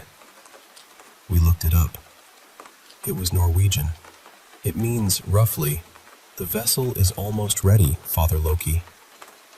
That hit us hard. Ty has Scandinavian ancestry, but he doesn't speak Norwegian. He never studied it. And the spelling he sent was close enough that it didn't feel like random nonsense. Then we found the connection that made the room go cold. In Norse mythology, Loki is the father of Fenrir, the monstrous wolf. Fenrir is often described as massive, violent, and bound up with the end of the world. A black wolf, a hungry thing. A phrase about a vessel. I still don't know what to do with that. Later that night, our friends decided we should try cleansing the room. I grew up Catholic, so I was deeply uncomfortable with a half-improvised spiritual ritual happening in our employee housing bedroom. But Ty was my best friend. If he needed people with him, I was going to be there. They put salt by the door and window. They drew crosses and protective symbols on paper. They burned sage while Ty lay on the bed. At first, nothing happened. Then Ty got restless. His breathing changed. His body tightened. He started trying to slam his head back against the wall. Then he tried to choke himself again. We had to hold him down so he wouldn't hurt himself. The sage kept going out. Over and over, the flame would die like someone had pinched it. Ty grabbed some of the paper crosses and tore them apart. Then he started chanting the Norwegian phrase out loud. After that, he quoted a verse from Revelation, word for word. The part about standing on the sand of the sea and seeing a beast rise from the water with 7 heads. Ty is not someone who reads the Bible. Then he made this sound I still hate remembering. It was low and animal-like, somewhere between a growl and a word. He dragged it out slowly. No. And then, after a while, it stopped. Not dramatically. No burst of light. No final scream. He just calmed down. His body relaxed. His eyes cleared. I didn't feel like we had defeated anything. I didn't feel like some great evil had been banished. It was more like a storm had passed over the house and moved somewhere else. After that night, Ty didn't have another episode like it. At least, not one he told me about. I know there are other explanations. Maybe the mushroom gummy triggered something dormant. Maybe stress, substances, sleep paralysis, old childhood fear, and group panic all tangled together into one nightmare with teeth. I've thought about that a lot, but there are parts I still can't easily explain. The images on his phone, the phrase in Norwegian, the Bible verse, the wolf in the road, the way he looked when he came back to himself, confused and ashamed, like he had been dragged out of his own body and dropped back in. So I'm not here to tell you exactly what it was. I'm just telling you that something happened to my friend. And for a few weeks that summer, it felt like something old and hungry had remembered his name.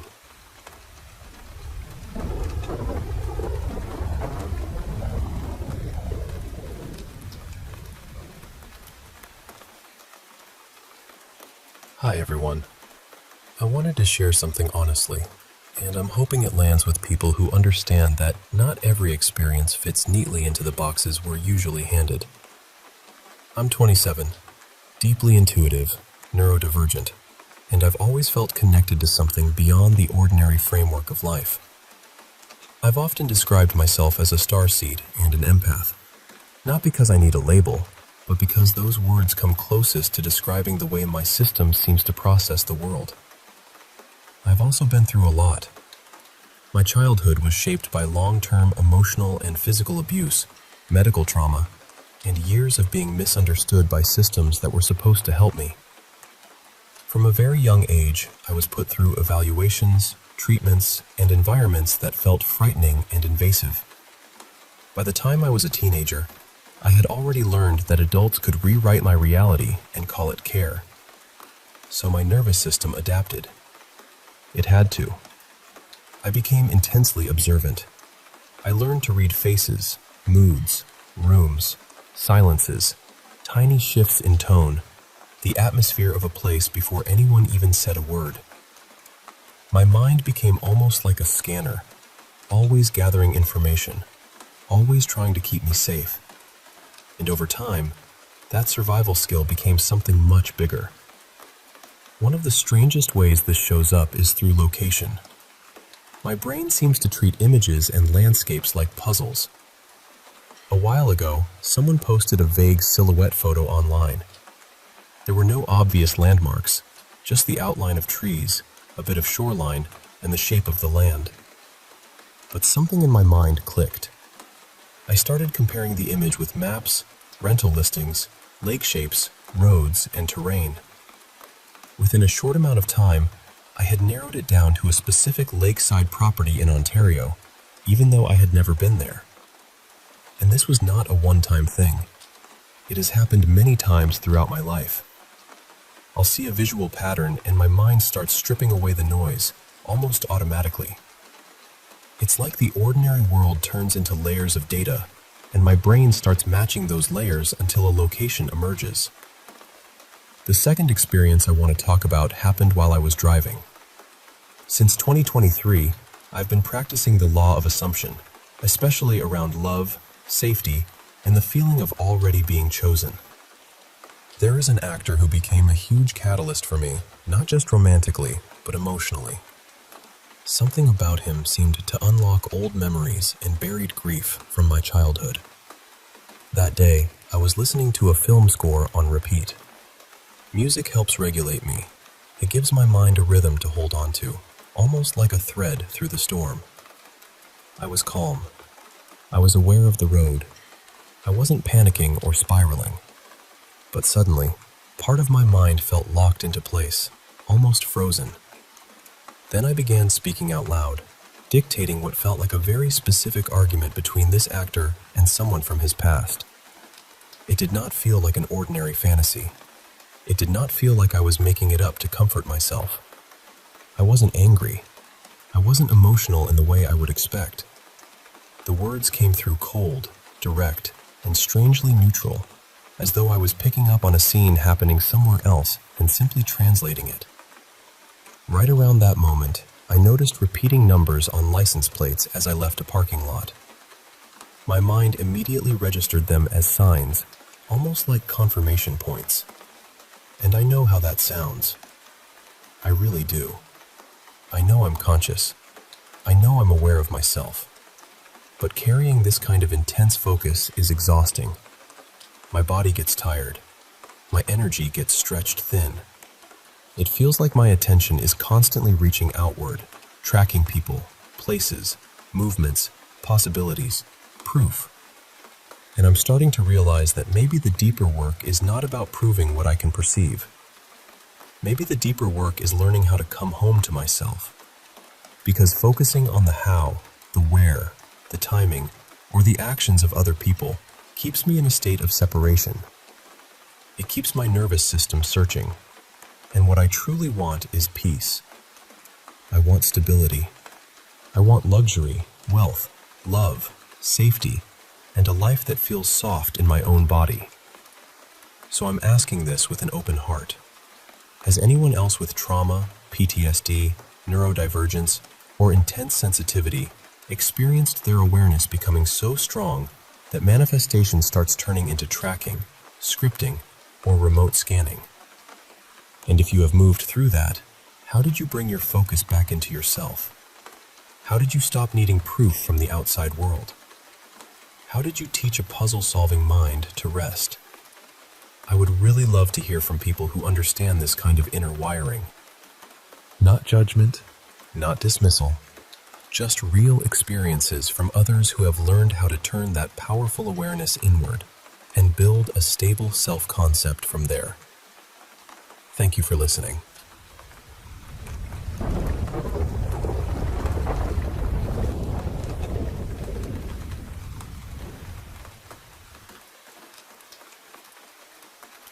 I keep noticing this pattern. Not only in soul journeys, but in everyday life too. People say they want guidance, they want signs, they want a clear answer. But then when the answer comes, they sometimes ignore it, or they only hear the part that feels convenient.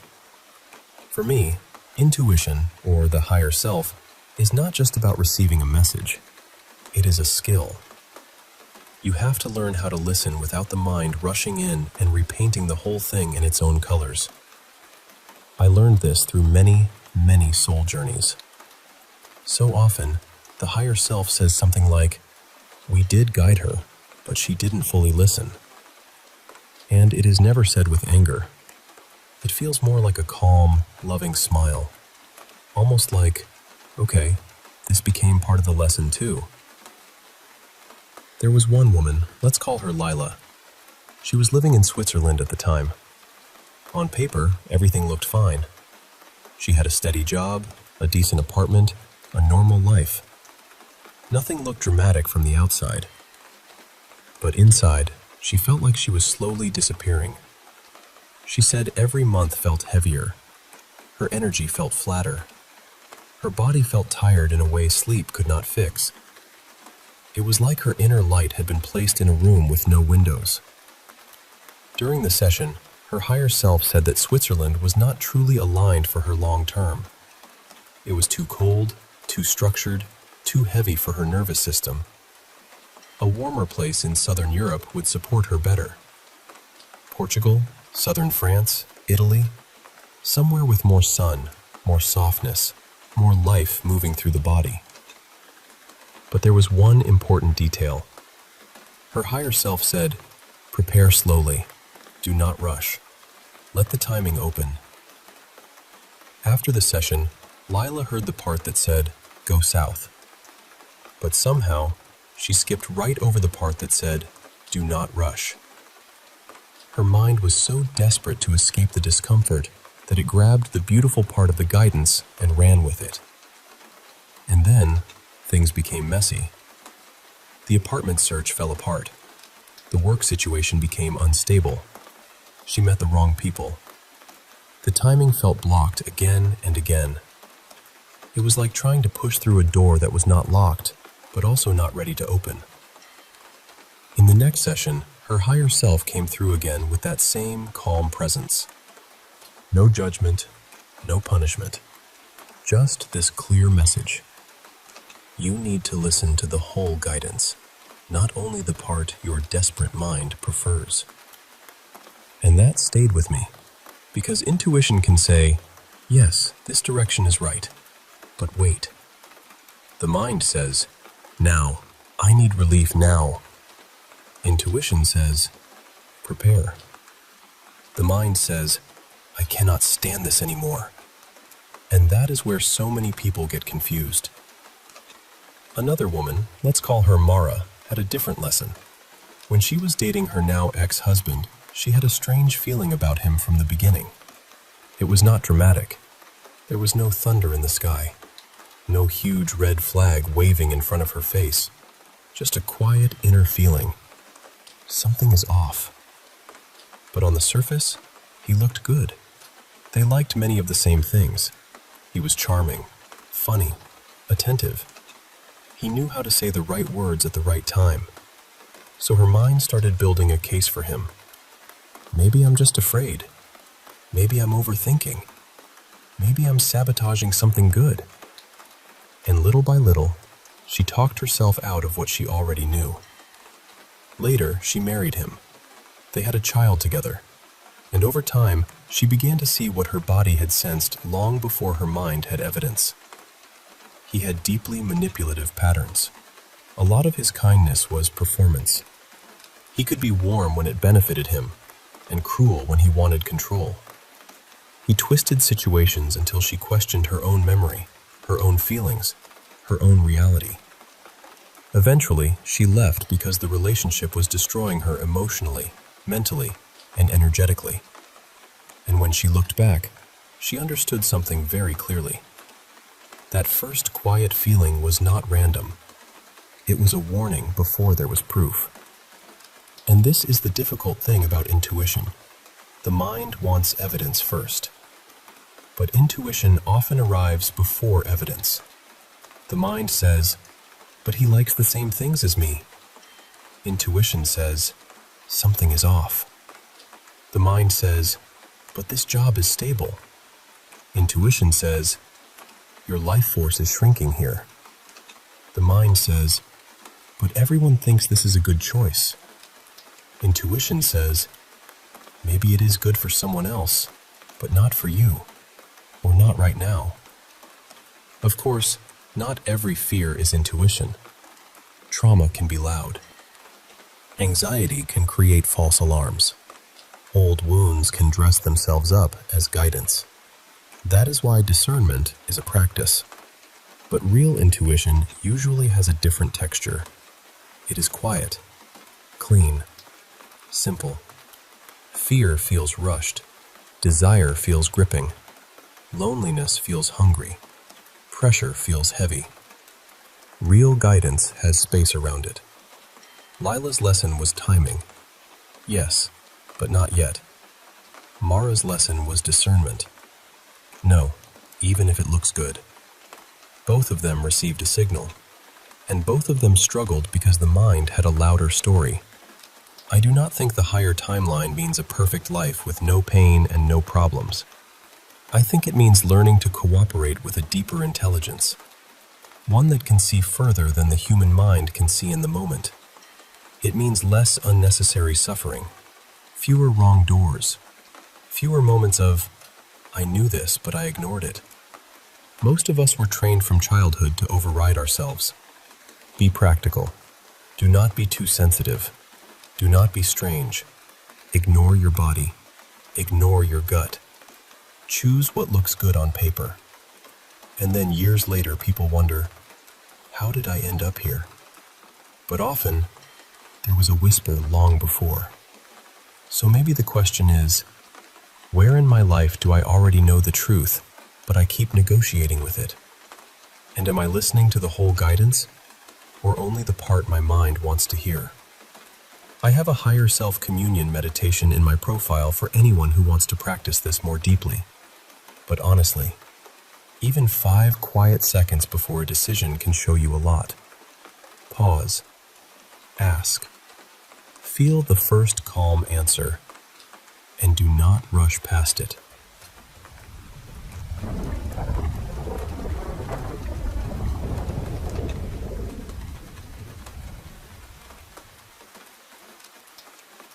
I want to tell you about something that happened when my friend Mara and I drove out to Point Pleasant, West Virginia to visit the Mothman Museum. The drive started out normal enough. We were excited, joking around, talking about the museum and all the weird little bits of folklore tied to the area. But as we were leaving town, the GPS suddenly told us to go in a direction that felt completely wrong. We both kind of looked at each other, but we followed it anyway. I mean, the GPS usually knows better than we do, right? About 20 minutes later, it told us to turn down a road that just was not there. There was no road, no driveway, nothing that looked even close to a turn. The only place we could pull into was this small, ungated cemetery tucked off the side of the road. It was quiet, really still, and we figured we would just circle around and get back on the main road. But as we were turning around, Mara noticed a pile of feathers near the edge of the cemetery. Not just a few feathers scattered around. It looked like someone had dumped them there, almost like the remains of a whole bird, except there was no blood, no body, no mess. Just feathers. She got out and picked some of them up. I remember thinking that was strange, but before I could really say anything, she started walking toward the tree line. While she was looking around, she kept making odd comments about the headstones. She said things like, "Look, they died today," even though some of the stones didn't have death dates. Then she said, "It's their birthday." But it wasn't. Not according to the stone anyway. At the time, I thought maybe she was just reading them wrong. But later, when we were back in the car, she told me she had felt disoriented. detached, like she could hear me talking, but the words weren't landing. She said it felt like she wasn't fully in reality, like she was dreaming with her eyes open. While she was near the trees, I started getting this awful feeling in my stomach. Not fear exactly, but that deep, heavy warning feeling you can't really explain. So I walked toward her. She was only a few feet away from me, standing by a creek just beyond the edge of the cemetery. She said it looked pretty, and mentioned wanting to take pictures to send to her dad.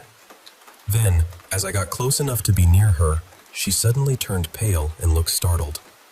She said, "It ran off." I asked her what she meant.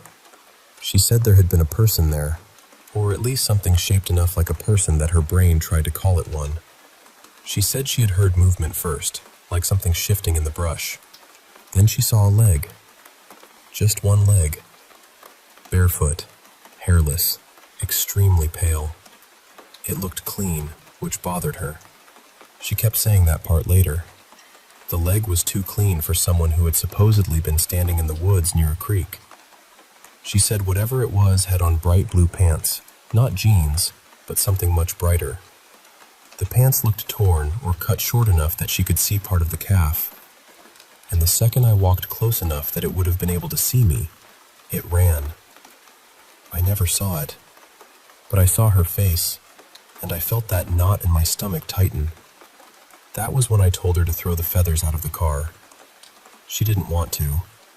At first, she really didn't want to. She said they were beautiful and she wanted to keep them. But it wasn't just that. She admitted later that she felt like she needed to keep them, like there was some pull telling her not to let them go. I made her put them back outside before we left the cemetery. The second the feathers were out of the car, we got out of there. As we drove away, Mara looked back toward the place where she had seen whatever it was. There were no houses there, no shed, no yard, nothing. Just an open field and the woods beyond it. If a normal person had run that way, we should have seen them. We kept following the GPS, avoiding the road that didn't exist. About a mile later, we saw a historical marker and turned around to read it because it mentioned Mark Twain. After that, we went back the direction we had originally thought we were supposed to go. And later, we confirmed that our original route had been right all along. The GPS had taken us out there for no clear reason. Even after we left, Mara kept saying she didn't feel normal. She said she felt wrong somehow, out of it. Exhausted all at once, like the energy had just been drained from her. She even said she felt a little sick. I had never seen her like that before. I know there are a lot of strange stories tied to the Appalachian Mountains, and I know Point Pleasant already carries its own heavy folklore. But this felt different, quieter, stranger, like something wanted us to stop there, just long enough for Mara to notice it. And I still don't know what she saw.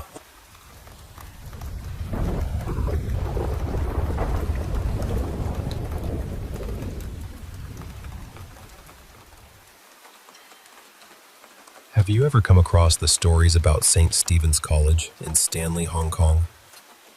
It looks peaceful at first, almost postcard-like. Old European-style buildings, sea air drifting in from the coast, quiet paths, and that calm atmosphere you'd expect from a historic school. But once you learn what happened there, the place starts to feel different, heavier, as if the walls have been listening for a very long time. The college was originally founded in the early 1900s and later moved to Stanley, where it became known for its beautiful campus. But during the Pacific War, that peaceful school was taken over and used as an emergency hospital by British forces. Then came December 25th, 1941. People later called it Black Christmas. Japanese soldiers entered the campus, even though Red Cross markings were supposed to show that the buildings were being used for medical care. What followed was horrifying. Wounded soldiers, medical staff, and nurses were attacked inside the hospital. Survivors later spoke of blood-soaked mattresses, bodies being carried outside, and fires built from broken furniture to burn what remained. After the war, when the site became connected with Stanley internment camp, prisoners reportedly gathered bones and fragments that were still left behind and buried them at Stanley Cemetery. So even now, when visitors walk along the campus heritage trail and see the memorials, they are not just looking at history. They are walking through a place that absorbed grief. And maybe that's why the ghost stories never really left. People say that late at night, especially between 2 and 3 in the morning, the parade ground sometimes comes alive with sound. Not voices from students, not footsteps from guards. Something more ordered than that. Marching. A steady rhythm of boots crossing the ground. Some caretakers have said they heard rough commands carried through the darkness, as though invisible soldiers were still drilling under orders from another time. But whenever someone tries to follow the sound, the ground is empty. No one is there. Just the wind, the old buildings, and the feeling that something has only just slipped away. Of course, some people explain it as echoes. The wooden structures, the open space, the sea breeze, maybe they all twist ordinary sounds into something strange. And that may be true. But others believe the marching is a memory that got trapped there. The dormitories have their own stories too. Students have talked about hangers swaying when there is no wind, clothes shifting as if someone brushed past them, and taps turning on by themselves in the middle of the night. Then there are the cries. Not loud screaming, exactly. More like low, broken sounds coming from empty corridors. The kind of sound that wakes you before you even understand what you're hearing. Some students say the moment they get up to check, everything stops. The hallway goes quiet. Too quiet. And that silence can be worse than the sound. One of the most unsettling legends is about a short path on campus. On a map, it should take almost no time to walk. Just a little over 100 meters. But students say that at night, the path feels wrong. A few minutes stretch out strangely. The lights seem to repeat ahead of you, one after another, making the walkway feel much longer than it should. Some people say it feels as if the path is folding in on itself, keeping you there longer than it wants to admit. And then there is the woman in white. The story goes that she appears ahead on the path, walking slowly, head lowered, hair falling forward so her face is hidden. She doesn't call out. She doesn't run. She just comes closer. Some say they felt the air turn cold as she passed. Others claim they felt strands of hair brush against their cheek, even though no one was beside them. A few have said she followed behind them for several steps before fading into the mist. No one really knows who she is supposed to be. Some believe she was a victim of the violence that happened there. Others think she is less a single spirit and more a shape given to the sorrow of the place itself. And honestly, that might be the most haunting idea of all. Because whether these stories are truly supernatural or not, the fear people feel there is real. Maybe it's caused by echoes, shadows, old architecture, and imagination. Maybe it's the mind reacting to a place with a painful past. Or maybe history leaves behind something we don't fully understand. St. Stephen's College is still a school today, still beautiful, still quiet in daylight, but beneath that calm surface, its past remains close. A boarding school became a hospital. A hospital became a massacre site. Later, it became part of an internment camp. That is a lot for one piece of land to remember.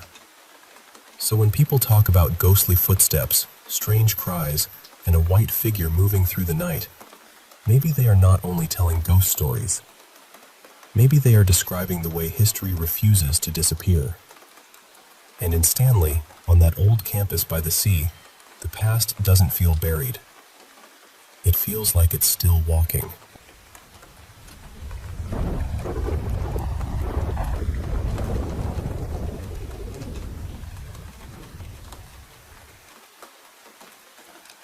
I'll give you a little background first, because I think the history of the house matters. My dad, Daniel, was born there in the 1940s, back when the place was still split into two separate flats. His mom lived downstairs, and an older religious couple rented the upstairs flat from her. Later on, sometime in the 1970s, after that couple had both passed away, the two flats were joined together and turned into one large house. My dad moved out when he got married, but he came back about 20 years later. Eventually, the house was left to him in a will. He's in his 80s now, and apart from those years away, he's basically lived there his entire life. He's struggled badly with depression for as long as I can remember. He also hoards things, and the house has become very cluttered over the years. He doesn't really have the energy to clean or sort much out, and I'll be honest, we argue about it a lot. That's part of why I've started wondering whether something in that house has been weighing on him all this time. I don't know. I can't prove anything, but when I'm there, I find it very hard to stay calm around him, and the atmosphere just feels heavy. There's one story my dad told me that has always stayed with me. When he was a boy, the lady from the upstairs flat once asked him if he believed in life after death. He was young and skeptical, so he told her no. She said that when she died, she would prove it to him. Years later, she went into hospital for an operation and passed away. My dad didn't know she had died yet. That night, he came home, went into the backyard, and shut the gate behind him. He said the streetlight was shining on part of the shed door, and suddenly the light began to shift. Then it formed into a clear image of the woman from upstairs. He remembered what she'd told him when he was a child. He said the image stayed there for about a minute before the light seemed to scatter and fade away. He went straight inside and told his mom that the woman upstairs had died because he had just seen her. The next morning, her husband came downstairs and told my nan the news. The strange thing is, I don't actually think that woman is haunting the house. Most of what I've experienced there has felt male.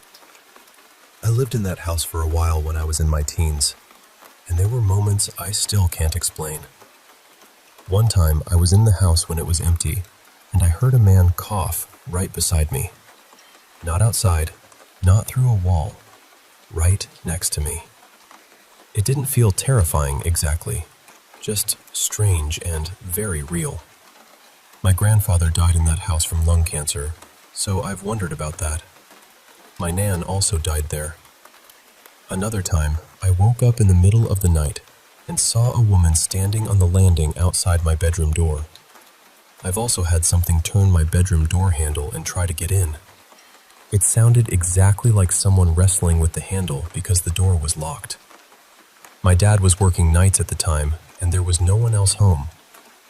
Years later, my dad told me the same thing had happened to him, even though his short-term memory isn't great, and he didn't seem to remember me ever mentioning it. My dog is another thing. She follows me everywhere, but in certain rooms at my dad's house, she gets distracted in a really unusual way. Sometimes she'll suddenly jump and look behind her, almost like something has brushed or stroked her back. Then last week, we were watching YouTube on the TV. I went to change it, but the remote wouldn't work. I assumed the batteries had died, but when my dad opened the back, the batteries had been turned around the wrong way. Neither of us had touched them. A few weeks ago, I was decorating at his house. My brother stopped by for a while, and then later we both went home. I've never thought my own house was haunted, but that night, standing in my kitchen, I suddenly had the strongest feeling that I was being watched. The whole room felt gloomy, almost pressed down. It was really unsettling.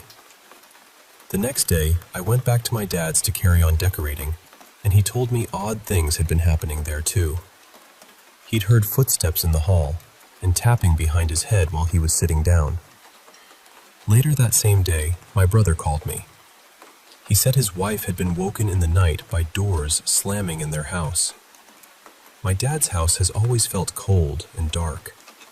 Upstairs, especially in the bathroom and the room that leads into it, I always feel like there's something there. The rooms feel full, even when they're empty. I get this strong sense of being observed. From what I understand, those rooms would have once been the lounge and kitchen of the couple who lived upstairs, including the woman who appeared to my dad after she died. There's always tension when I visit. It's like the disharmony rises up almost as soon as I walk in. Back in the 90s, we had a priest come out and say a prayer, but he wasn't a deliverance minister, and honestly, he didn't seem very confident about it. Whatever he did, it didn't really change anything. I'm trying to clear the place now. I've been slowly cleaning it out for the past 6 months, and I'm hoping that removing the clutter will help shift some of the energy. I've thought about smudging, prayers, maybe using the Lord's Prayer because there does seem to be a religious thread running through some of this. Mostly, I just want the house to feel lighter. I want peace in there. I want harmony back, if it ever really had it. And I'd be grateful for any genuine advice on how to cleanse the place properly and finally help whatever is lingering there move on.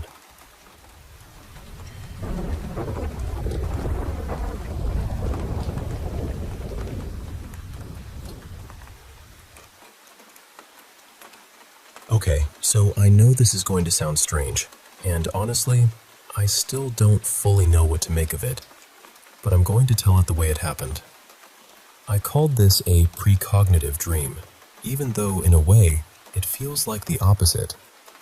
That was just the closest label I could find for it. I don't usually have vivid dreams. Most of mine happen in the same 2 places, either my childhood home or my old elementary school. But about a year ago, I had this dream that took place in the driveway of the house I grew up in. In the dream, there was a little plastic kiddie pool beside me, and a hose was running into it. I was just standing there, waiting for it to fill up. I remember feeling impatient, like I had somewhere else to be. Then I looked over to my right, into the field beside the house. Standing out there was my childhood friend, Jamie. He lived nearby when we were kids, but in the dream, he looked exactly like I remembered him from back then. Small, serious, kind of intense. He was pointing toward the edge of the woods across the field, toward this place where we used to play all the time. I shrugged at him, like, "What? What are you trying to tell me?" And then, without warning, he picked up a baseball and threw it straight at my forehead. That's when I woke up. At first, I thought it was just a weird dream, but then I had it again, and again, and again. By the 5th or 6th time, it didn't feel funny anymore. Now, there's some family history you need to know. For 3 generations, my family lived on that same piece of land. The road was even named after us. My great-grandfather farmed there, then my grandfather, and my dad grew up on that land too. Later, my dad took a different path in life, but he raised us in the same house he and his father had grown up in. After COVID, a bad storm came through and damaged the house pretty badly. Eventually, my uncles and a few others decided to tear it down. There's also this old family story, almost like our own private legend. Ever since my dad was little, he claimed he would see vehicles outside the house. Trucks and cars, just sitting there near the edge of the property, close to the field. He called them visitors. He said they weren't solid. They were kind of transparent, like phantoms. He saw them most often when he was young. He's in his 70s now and says he doesn't see them anymore. But there was one vehicle he saw more than the others. A red truck. That detail became such a familiar story in our family that it actually influenced my brother later. He ended up getting a red truck partly because my dad had talked about that phantom truck for so many years.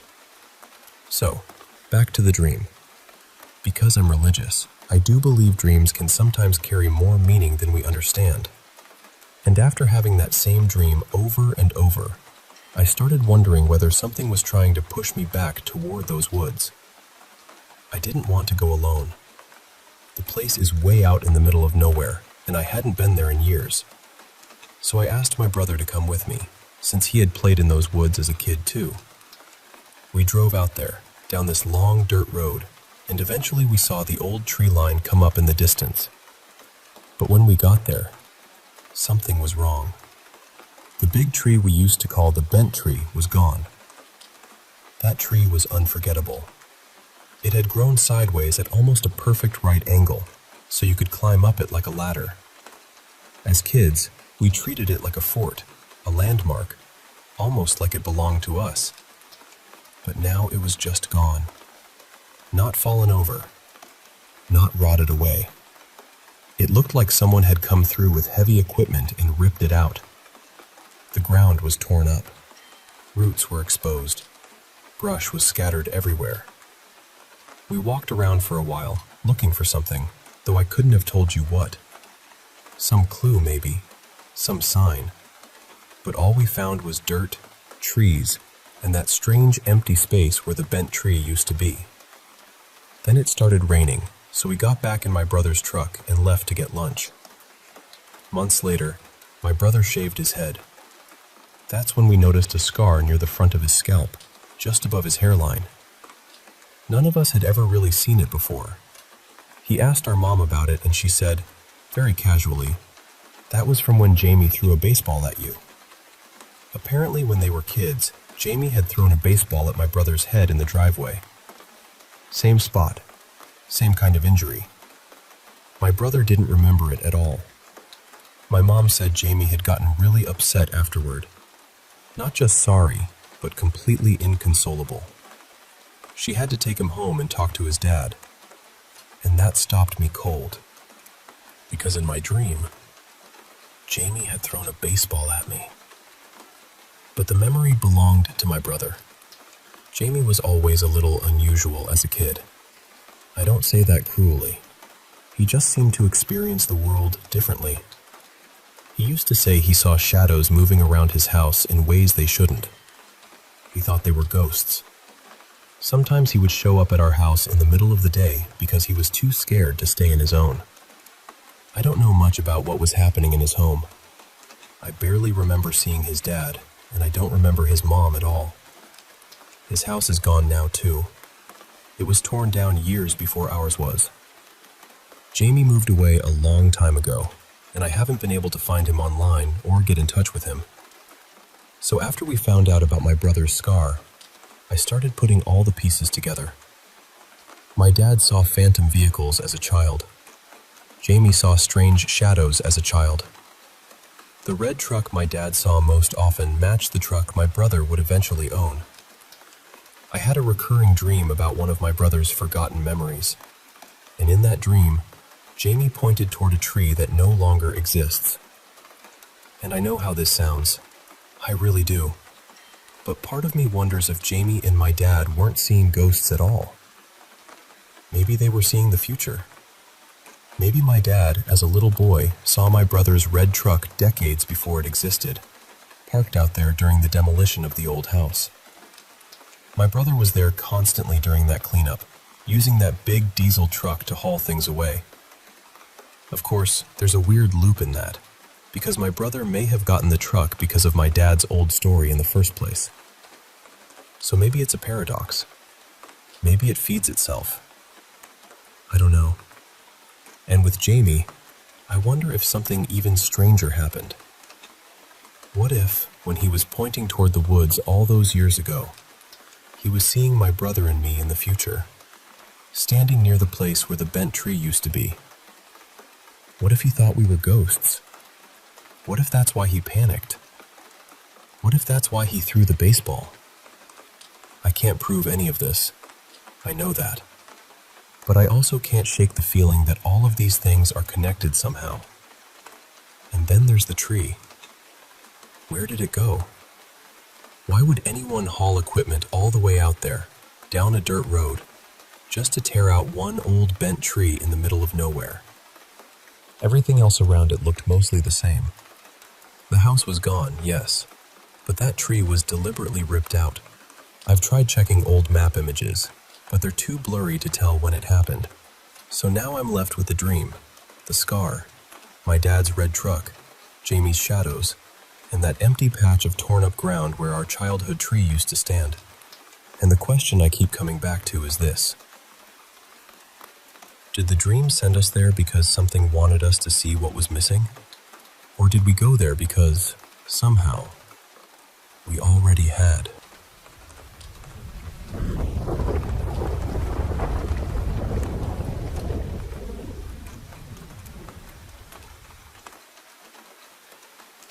Lately, I've been thinking a lot about the patterns in my life. I still live at home with my parents and my two older brothers. I'm 32, and they're 34 and 36. None of us are married, and in my culture, it's pretty normal to stay with family until marriage, or unless work or school takes you somewhere else. But for us, none of those things really happened. We all work from home, so over time, we just stayed. And because of that, the house has become very routine-based. Almost too routine-based. My brothers have these very fixed schedules. They wake up around the same time, eat around the same time, work around the same time, even use the bathroom around the same time. It's so consistent that I'll run into them at these strangely exact moments, even when I'm not following a strict schedule myself. And I know that might sound like nothing, just a normal family crossing paths in the same house. But sometimes it feels too precise to be random.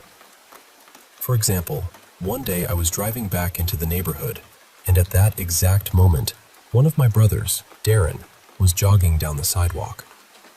We both ended up turning onto our street at the same time.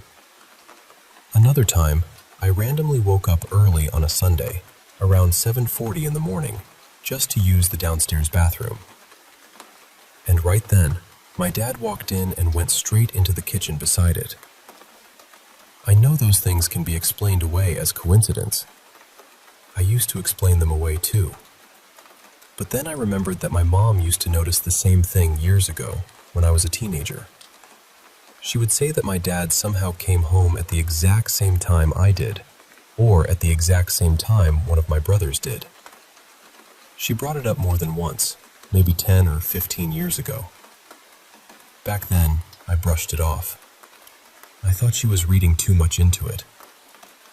Now I'm not so sure. I've noticed similar things with my dad. There are so many little moments where we cross paths at strangely exact times, even when there's no obvious reason for it. And sometimes, especially when I'm in a good mood or really focused on something, it feels like he suddenly becomes more active around me. Like his presence shifts into the room right when I'm trying to settle into myself. And the more I've noticed it, the more unsettled I've felt. What's hard is that this same emotional pattern showed up in my last relationship too. I dated someone who reminded me a lot of my dad. He was very rigid in the way he thought. He rarely took accountability. He always needed to be right, even when the conversation wasn't about winning. He didn't have much of his own social life either, so it felt like he centered a lot of his world around me. And without meaning to, I found myself pushing him to be more ambitious, especially financially. That reminded me of the way my mom has pushed my dad over the years. It felt like I had somehow stepped into the same dynamic I grew up watching. That realization really bothered me. My ex, Adrian, would often wait around for me instead of building a fuller life of his own. And when we argued, it was exhausting. He would turn one specific issue into a broad generalization, almost like he was trying to dodge the part where he might have been wrong. Eventually, I realized I wasn't happy. I wasn't just unhappy with him. I was unhappy with the pattern. Because my dad can be like that too. He makes so much revolve around me, but then avoids taking real accountability. He'll playfully blame things on me, in a way that's supposed to seem harmless. But after a while, it doesn't feel harmless. It feels familiar in a way I don't want. And that's what confuses me most. This doesn't feel like one isolated relationship. A lot of the men who've shown interest in me seem to carry some version of the same issues. Rigidity, emotional dependence, avoiding responsibility, wanting closeness but not really having their own foundation. So I've started wondering whether I'm part of the pattern too. Not in a blaming way, but in a serious way. Like maybe something in me recognizes this dynamic because it's familiar. And maybe familiarity keeps pulling me back toward people I don't actually want to build a life with. At the same time, I've seen examples of the kind of person I do want. Someone like Adrian's younger brother, for instance. He seemed more grounded, more independent, more capable of carrying himself. Seeing that made me feel like what I want does exist. It's not imaginary. But somehow, it still feels just out of reach. So overall, I feel stuck. I'm still living at home, surrounded by routines that feel repetitive and hard to breathe inside.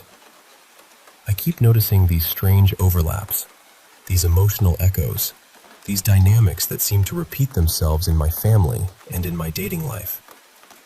And I guess what I'm trying to figure out is how to step out of it. Not dramatically. Not all at once. Just enough to start feeling like my life is actually becoming mine.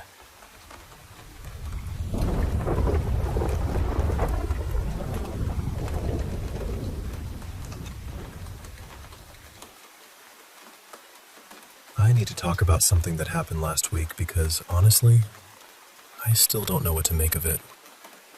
I'm in my 40s and I've never dealt with hallucinations before. I'd say I'm a sensitive person, pretty open-minded, but also fairly grounded. My partner and I have been together for about 20 years, and last week we decided to do mushrooms again. It wasn't our first time, but it had been a long while. Where we live in the Midwest, they're kind of in that gray area legally, so he went to a shop and picked some up.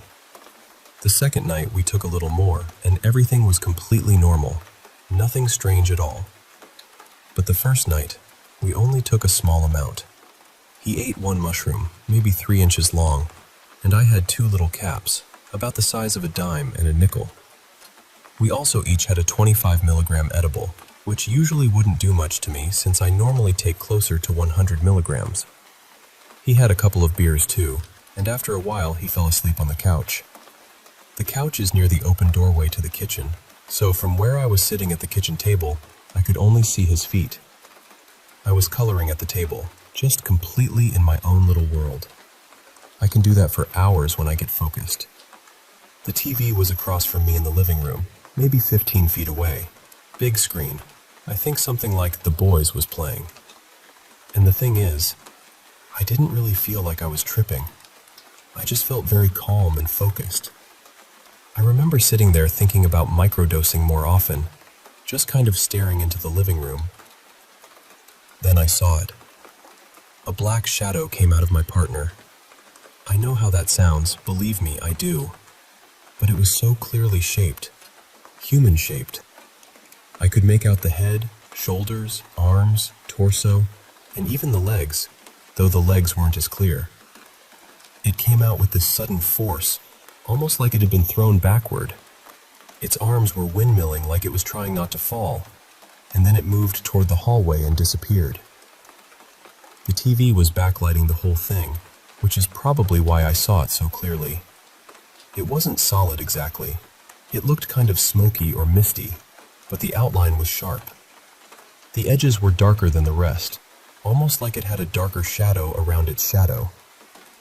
No hair, no face, just this man-shaped darkness. At first I thought, okay, the mushrooms are doing what mushrooms do. I'd never seen anything like that before, especially on such a small dose, so part of me was actually curious. But then, I felt this very strong urge to get up. It didn't feel like a normal thought. It felt like something inside me said, go, do it now. So I went into the living room, stood over my sleeping partner, and told whatever it was that it needed to leave. I told it wasn't welcome in our home. Then I made the sign of the cross over him.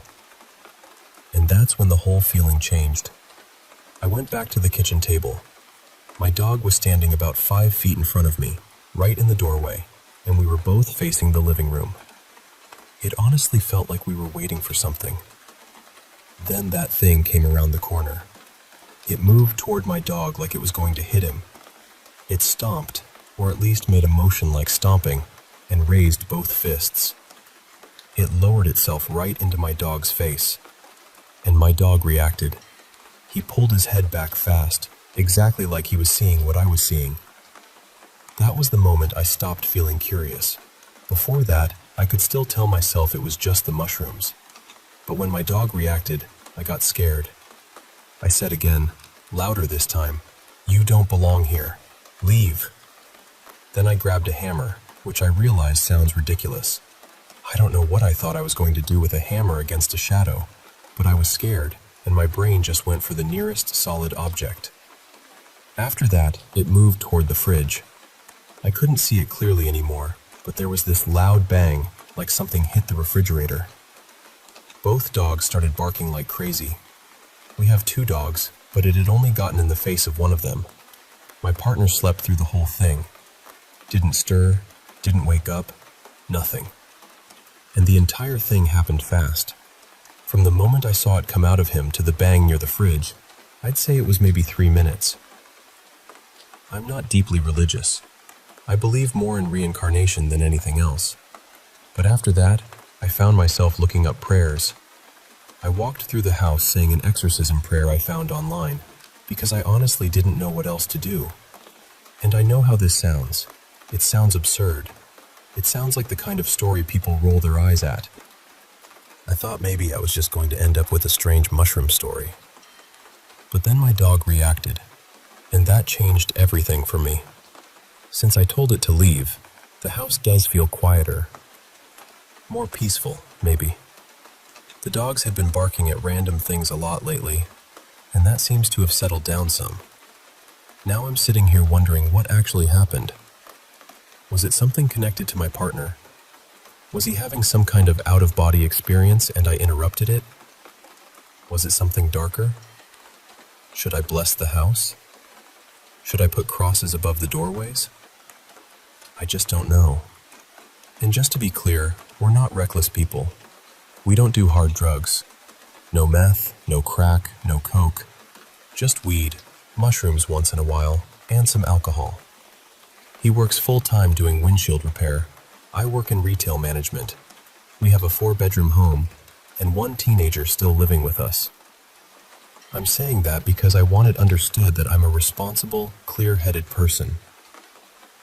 But this happened.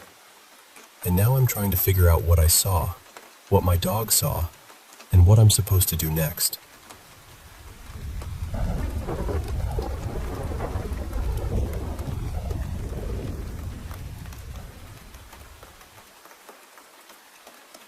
I was 12 when it happened, and even now, at 18, I still don't sleep with my window open. I had just come back from a holiday in Malta, and while I was there, I'd made friends with a boy named Luca. We'd been messaging after I got home, just normal holiday friend stuff. And that night, I was lying on my bed texting him on my old iPhone. My bedroom was small back then. The bed was quite high up and pushed right against the window, so when I was lying there, the window was basically beside me. There were 3 panels of glass, and the 2 side panels could open outward. That night, both of them were open as wide as they could go. My curtains were the kind that split in the middle and pulled out to each side, and they were partly drawn. I remember hearing the curtains move. At first, I just glanced up and thought it was the wind. But when I think back to it now, it didn't look like a normal gust moving fabric.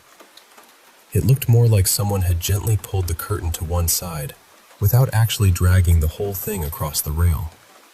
Just this strange little shift, like fingers had touched it. I ignored it. I went back to texting. Then, a few seconds later, I heard this soft sound on the bed beside me. Not loud, not dramatic, just the kind of sound a mattress makes when weight is put onto it. I looked to my left, and I saw the mattress pressing down. There was no foot there, no person, nothing I could see. But the mattress was dipping exactly like someone had stepped onto it with their full weight. My teddy bear was beside me too, and its face was being pushed down into the bed at the same time. That was the moment my brain seemed to put everything together. The curtain, the sound, the mattress, the teddy bear. And I just knew something was there. This wave of pins and needles shot through my whole body, from the front of my face all the way through to my back. It wasn't like a normal shiver. It felt like my body had been plugged into fear.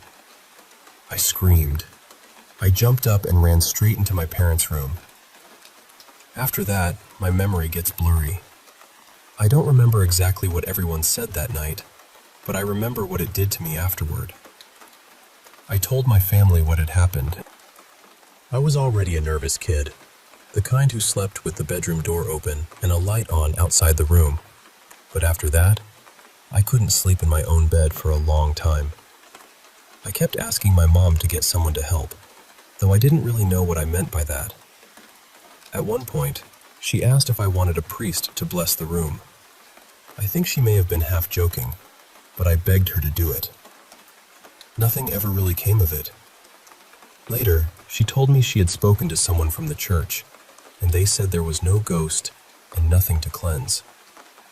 I remember feeling so disappointed, because to me it had been real. It wasn't a bad dream. I wasn't half asleep. I wasn't imagining it. I even told Luca about it afterward. I remember sending him a video where I asked my sister to confirm that I had told everyone what happened, just because I wanted someone to believe me. I don't have that old account anymore, so I don't know if I could ever get the video back. Not long after, I switched rooms with one of my siblings. I don't think it was even that late when it happened, maybe around 9 or 10 at night. That almost makes it feel stranger to me, because it wasn't some middle-of-the-night nightmare moment. I still don't have an explanation. All I know is that I saw my mattress sink under invisible weight, right beside me, and I have never been comfortable sleeping with an open window since.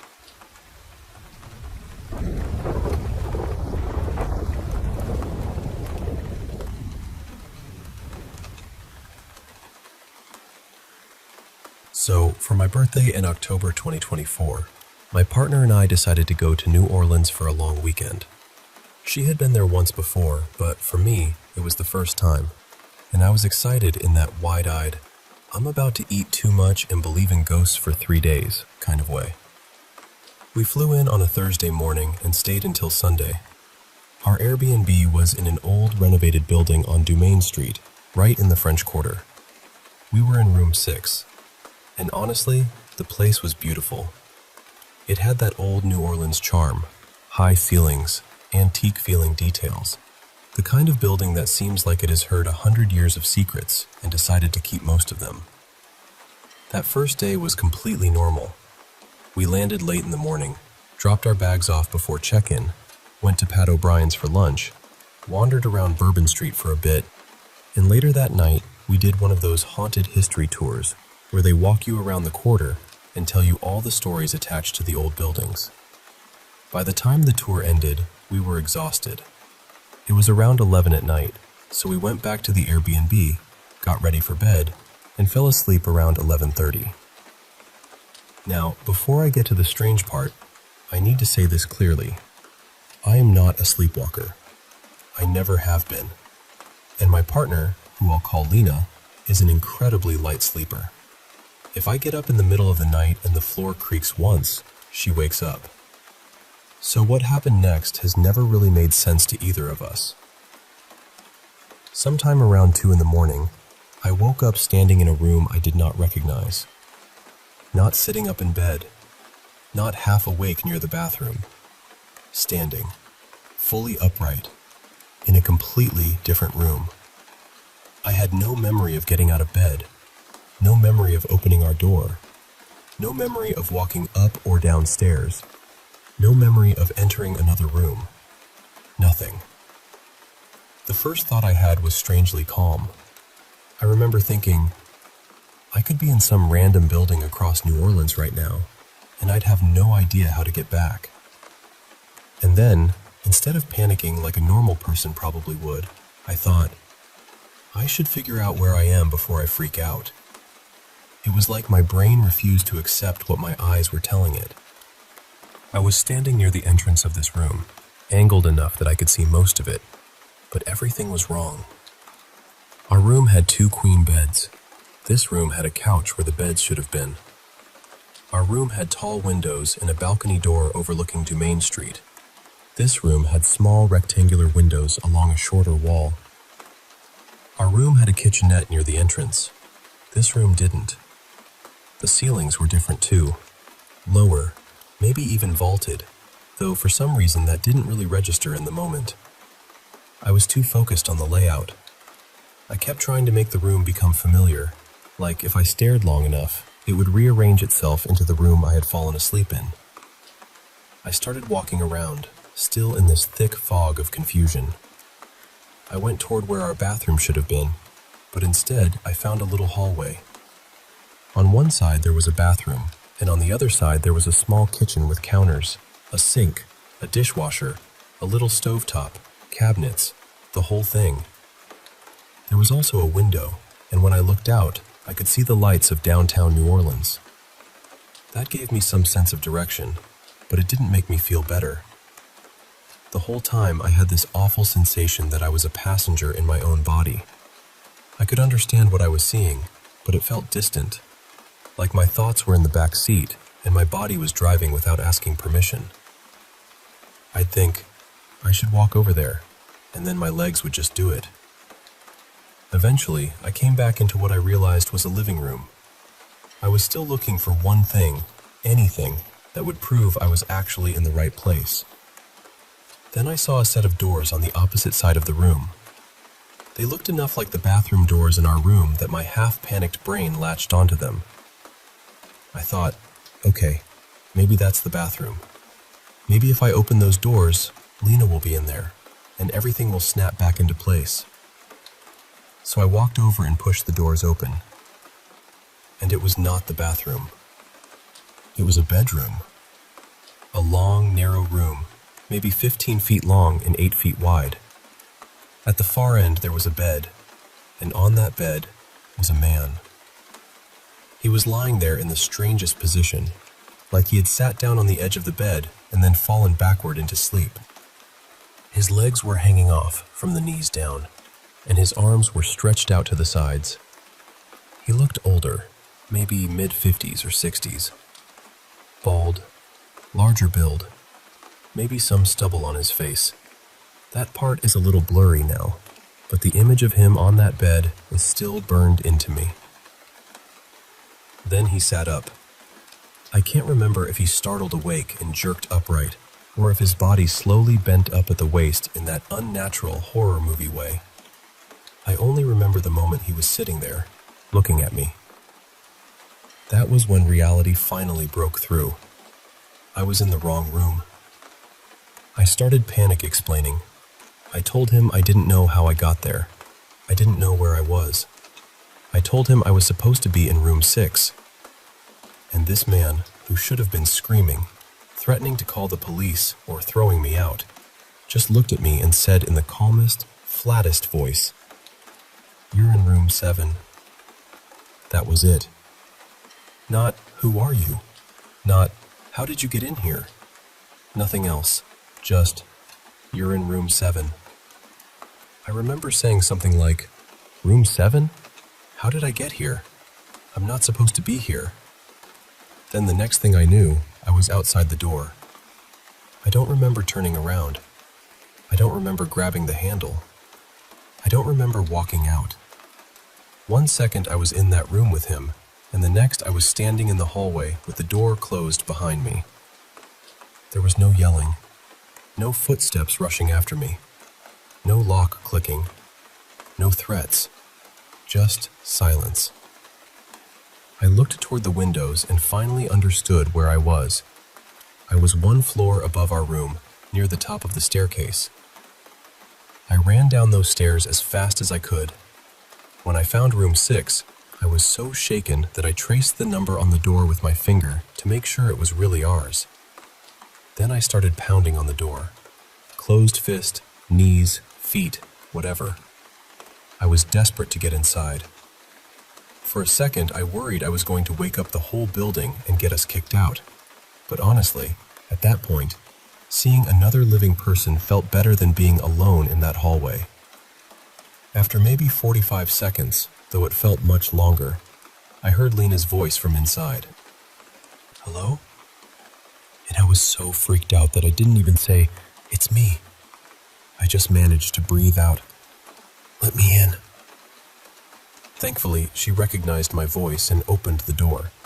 She was standing there holding a fire extinguisher like it was the only weapon available in the room, which, to be fair, it was. She had woken up to me pounding on the door and realized I wasn't in bed. Her first thought was that someone had broken in, taken me, and come back for her. I told her I had woken up standing in the room above us, and that was when I realized I was soaked.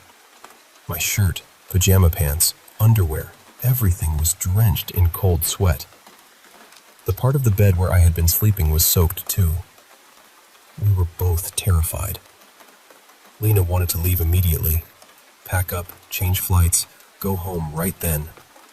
But it was around 3 in the morning in New Orleans, and I told her we shouldn't go outside in that state. There weren't any flights anyway, so we decided to stay in the room and wait until morning. I got back into the wet side of the bed, which was just as miserable as it sounds, and started searching for anything about the building. Hauntings, strange history, paranormal stories, anything. The only thing I found was some mention of a little girl ghost who supposedly moved things around. Nothing about possession. Nothing about an older man. Nothing about people waking up in the wrong room. I'm not especially religious. I was raised loosely Catholic, but I never really stayed connected to it.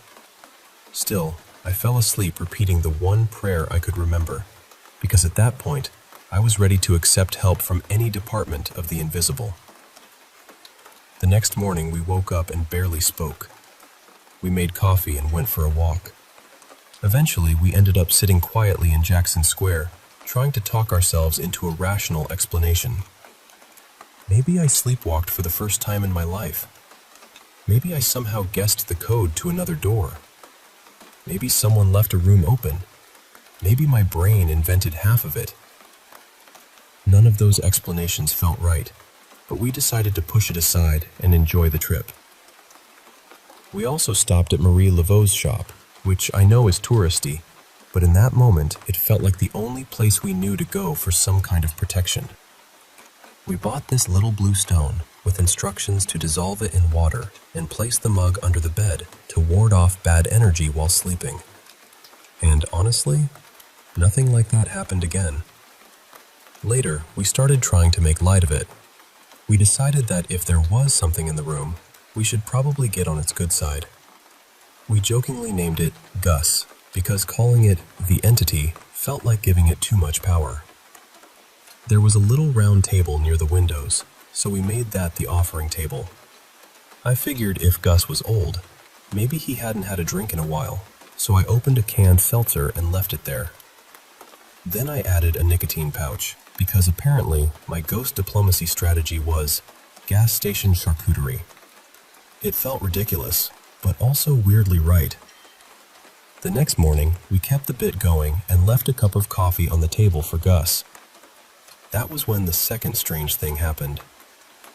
I took a coffee cup from a drawer in the kitchenette, walked it over to the offering table, set it down, and started walking toward the bathroom. The moment my leg lined up with the drawer I had just opened, it slid out smoothly and gently bumped my left leg mid-stride. Not slammed, not jerked, just opened and tapped me. Lena didn't see it happen, but I told her right away. And somehow, instead of being terrified, we both got excited. It felt like a response, like a little thanks, or maybe even an apology for whatever had happened the first night. The strangest part came later, though. That same morning, we realized there was construction going on in the room above us. There wasn't supposed to be a guest staying there. We hadn't seen anyone coming or going the entire time. Eventually, I went upstairs to look at the room again. No one was there, and the door number was not 7. It was 9. Every room in the building had a digital lock that required a code. I still have no idea how I got inside that room. I don't know why the man said it was room 7. I don't know why I saw him there at all. After we got home, I looked up the Airbnb again. The updated pictures showed the room above us after renovation, and the layout matched what I remembered. The kitchen, the living room, the shape of the space, all of it. But some details had changed. The doors I pushed open to find that bedroom were gone. The furniture was different. There were rugs and tables that hadn't been there when I saw it. I still haven't found any other stories like mine about that building. The historic New Orleans Voodoo Museum is right next door, which may mean nothing, but after that weekend, it's hard not to let your mind wander. I know how strange it sounds. I know there are probably people who will say I sleepwalked, dreamed it, or filled in the blanks afterward. But I can still close my eyes and see that room. I can still feel the hallway outside the door. And I can still hear that man's voice, calm as anything, telling me, "You're in room 7. The wildest part is that I still love New Orleans. Lena and I have even talked about going back in October. And, believe it or not, part of us is curious enough to stay in that building again.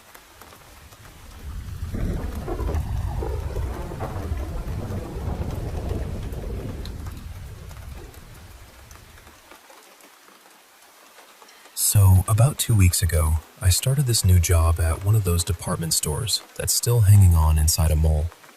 You know the kind. Big building, tons of floor space, kind of quiet in a way that feels normal during the day, but completely different once everyone leaves. At first, everything felt pretty regular. Honestly, I actually liked the job. The benefits were solid. Paid vacation, double pay on Christmas, and a few other holidays, plus a pretty good discount on clothes. I'm 23, Latino, living in Texas, so that kind of stuff matters. A decent job with benefits is not something I'm going to complain about. The work itself is simple enough. I help the sales associates when they need something, troubleshoot little issues, make sure the store stays clean, and handle opening or closing tasks.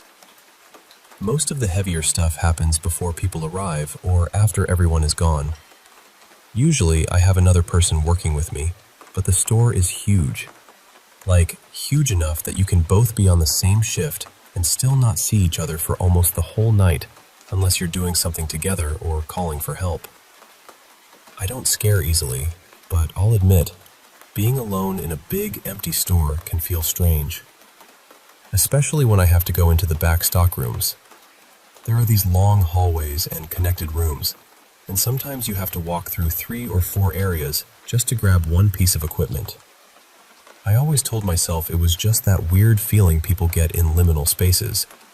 I figured it was nothing, just my brain being dramatic. By the end of my first week, I was starting to get comfortable. I knew where things were, I had the routine down, and I felt like I was getting the hang of it. Then that Sunday happened.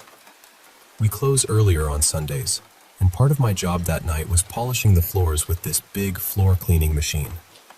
It's basically this bulky mop machine that you push through the whole store. It takes forever. There were 3 of us closing that night, and somehow we decided to settle the chores with rock, paper, scissors. I lost, of course. One coworker got the restrooms, the other handled the doors, and I got stuck with the floor machine. They left around 6:10 or 6:15, but I couldn't start right away because there was still this older woman wandering around like she didn't realize the store was closed. Once she finally left, I got going. It was probably around 6:25 by then. I put my headphones on and started on the first floor. Everything was fine. Quiet, empty, normal. After I finished that level, I took the elevator up to the 2nd floor. Now, the 2nd floor is usually dead after closing. It's mostly home goods and some clothing sections, and those departments don't take as long to shut down. The sales associates up there are usually gone pretty quickly, unlike downstairs where they sometimes stay late counting cash. So I wasn't expecting to see anyone. I started running the machine near the middle of the store, close to the escalators, and that's when I saw it. Across the floor, several clothing racks moved. Not just a little shake either. They moved hard, fast, violently. The clothes swung, the hangers clattered, and it looked like something had rushed between the racks. The best way I can describe it is like an animal had darted through the aisles, low and quick. Except I didn't see an animal. I froze. For a second, I just stood there with my hands on the machine, trying to understand what I had just seen. Then I pulled my headphones off, because whatever had moved through there had made enough noise that I could still hear the hangers rattling. I texted my coworkers right away and asked if they were messing with me. While I was waiting for them to respond, I looked over the railing toward the first floor. It looked empty. Then I saw one of the sales girls leaving, so I called down and asked her if anyone was still upstairs. She looked confused and said no. I asked if there were any customer service people still around, or anyone else closing besides me. She said the only person left was the closing manager. That's when I felt the goosebumps start. Real ones. The kind that make your skin feel too tight. I looked back toward the racks, but nothing came out. Nobody walked away. Nobody ran. No customer. No associate. Nothing. And listen, I was not about to go investigate like I was in some cartoon mystery. I know better. I'm Latino. We do not go chasing weird noises after closing in an empty store. That is how you become the warning story. I did walk around a little, just enough to see if maybe someone was hiding or trying to sneak out. I thought maybe it was a customer trying to steal, or an associate rushing through to grab something. But there was no one. The customer elevators had already been turned off, so the only way down would have been the escalator or the employee area in the back. I didn't see anyone. I didn't hear footsteps. I didn't hear a door. Just the last little clinking of hangers settling back into place. After that, I cut the job short. I took the machine back, went straight down to the employee area, and stayed there until the closing manager was ready to leave. When we walked out, it was just the two of us, and I still have no idea what moved those racks.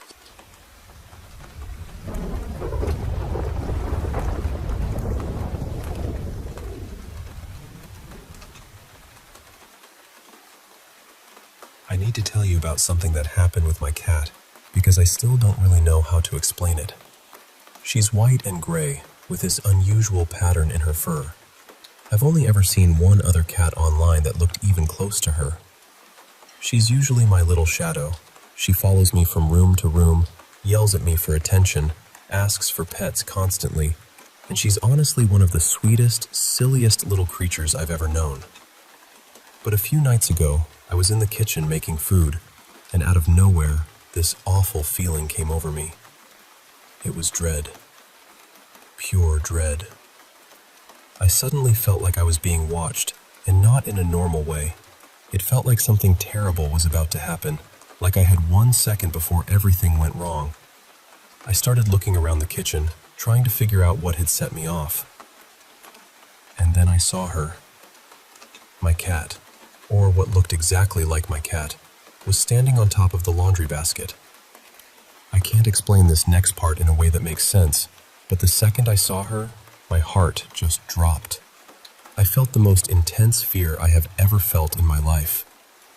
She didn't look injured. She didn't look distorted. She didn't look strange at all, at least not on the outside. But something about her felt wrong. And my cat has startled me before.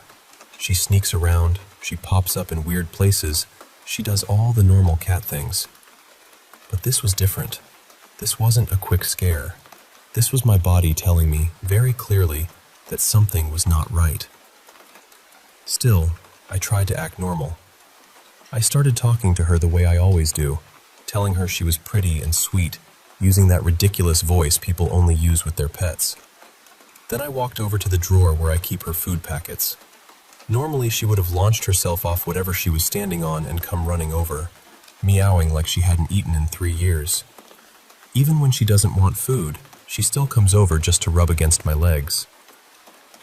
But she didn't move. She just stood there on the laundry basket, staring at me. I poured some food into her bowl. Still nothing. At that point, I was still shaking, but I started worrying about her more than myself. I thought maybe she was sick, or maybe she'd hit her head somehow. So I went into the living room, sat down, and patted my lap, calling her over. Nothing. She didn't blink much. She didn't meow. She didn't shift her weight. She just kept watching me.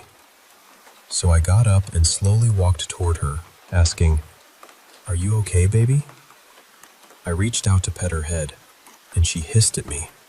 She didn't swat. She didn't crouch. Her ears weren't flat. Her tail wasn't puffed up. Her back wasn't arched. She didn't look scared or defensive at all. She just hissed. That was when the fear came back in full force, because my cat has never hissed at me. Not once. She's too affectionate, too trusting, too goofy. She's not a graceful, mysterious creature. She's a soft little gremlin who sometimes forgets how furniture works. But this cat looked aware. That's the only word I can think of. Observant. Calm. Almost like it was studying me. And my gut was screaming, that is not her. But what was I supposed to do? It looked exactly like my cat. So I backed away, because I didn't want to frighten her if she really was hurt or confused. I went back to cooking, but the whole time I kept glancing over at the laundry basket. She never moved. After a while, I started feeling guilty. I thought, maybe I'm just tired. Maybe she's sick and I'm making it worse by acting afraid of her. So I started talking to her again, softly this time, calling her sweet names, telling her it was okay. She didn't make a single sound. I tried looking her over from a distance, but she seemed completely fine. No blood, no limp, no strange posture, nothing. Eventually, I gave up and took my plate into the living room. And then she meowed. My heart sank all over again. It sounded like my cat, but it was wrong. Not wildly different, not like some movie monster imitation. Just wrong enough that every part of me knew. That was not my cat. Whatever concern I had for her disappeared in that moment. I opened the front door and started shouting at it to get out. I grabbed the mop and waved it near the laundry basket, even smacking the basket a couple of times to scare it away. And it didn't react. No panic, no scrambling. No flattened ears, no puffed tail, nothing. It just watched me. I kept at it for maybe half a minute, and then finally, very calmly, the cat jumped down from the basket and walked out the front door like it had simply decided it was done being there. The second it left, I slammed the door, locked it, and sat down in the living room. The fear was gone almost instantly, and then I felt horrible. I thought I had just screamed at my own cat in some paranoid, irrational moment. I sat there staring at nothing, feeling sick with guilt. A few minutes later, I heard a soft little thump from the kitchen. I looked over, and there was my cat, standing on the counter. This time I felt nothing. No fear, no dread, just shock. She saw me looking at her, jumped down, ran straight to me, and started meowing and rubbing all over my legs like she always does. Loud, affectionate, needy, completely normal. That was my cat. I keep trying to explain it logically. Maybe it was a stray that somehow looked almost identical to her. Maybe I was tired and my brain filled in the rest. But I can't make it fit. No strange cat should have been that calm in my house. No stray should have stood there like that while I shouted and waved a mop near it. And I've been around cats my whole life. I've cared for strays, even feral ones. I adore cats. There is no reason I should have felt that kind of terror from one. But I did. And whatever that thing was, it looked exactly like her.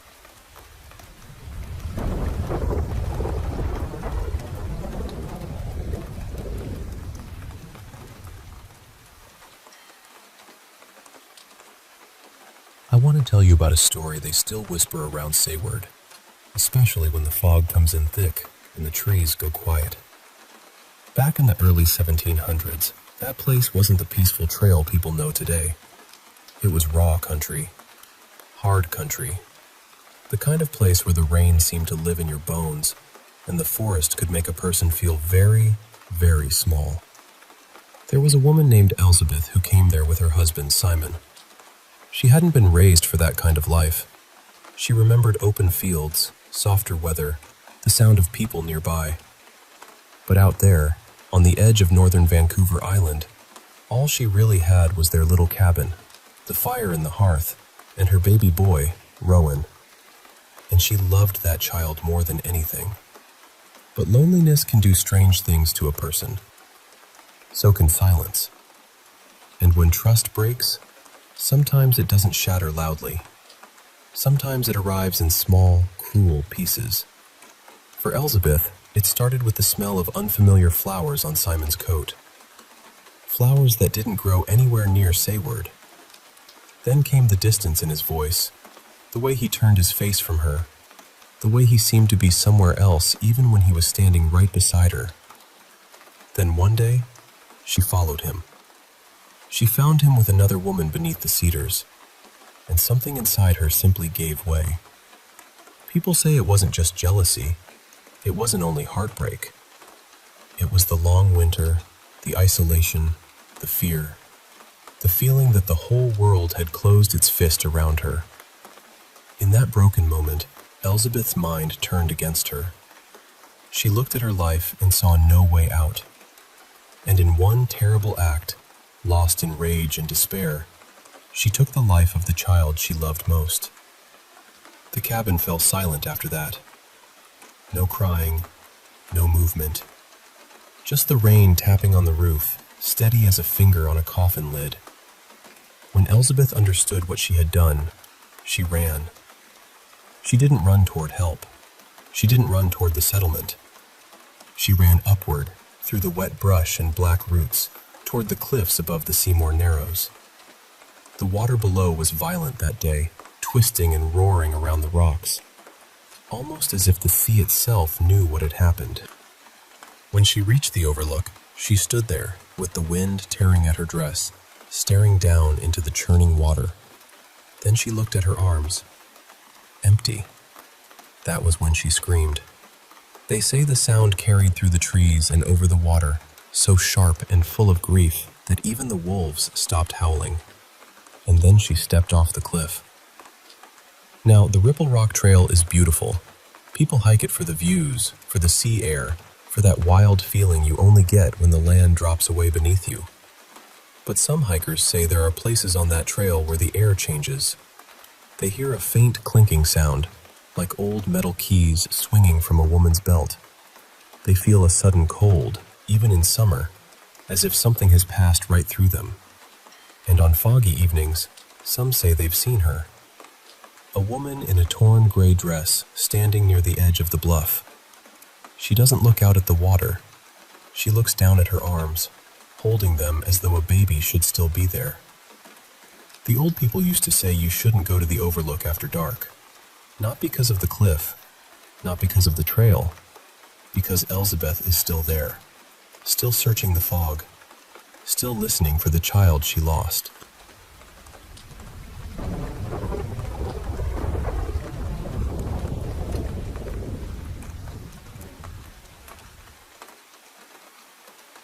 So last night, something tried to follow me into my dreams. I know that sounds dramatic, but I don't really know how else to say it. There's been something in my house for about 5 months now. I've been calling it a mimic because that's the closest word I have for what it does. It copies people, their sounds, their routines, their voices. But But until last night, it had never tried anything like this. For context, I'm 16. I live with my parents and my little sister, and sometimes my grandparents come stay with us for a few weeks at a time. I've had strange experiences for as long as I can remember, mostly hearing things other people don't seem to notice. I've kind of accepted that about myself. I've always felt more tuned in through sound, if that makes sense. At first, what was happening in the house didn't scare me too much. I'd be home alone and hear grocery bags crinkling in the kitchen, like someone was unpacking food. I'd hear the sunroom door open and close, the way it does when my grandmother steps outside. Sometimes I'd hear footsteps or little movements in rooms I knew were empty. I tried to explain it away. We have neighbors downstairs, so maybe sound was traveling weirdly. Maybe the house was settling. Maybe I was just tired. And honestly, I wasn't home much anyway.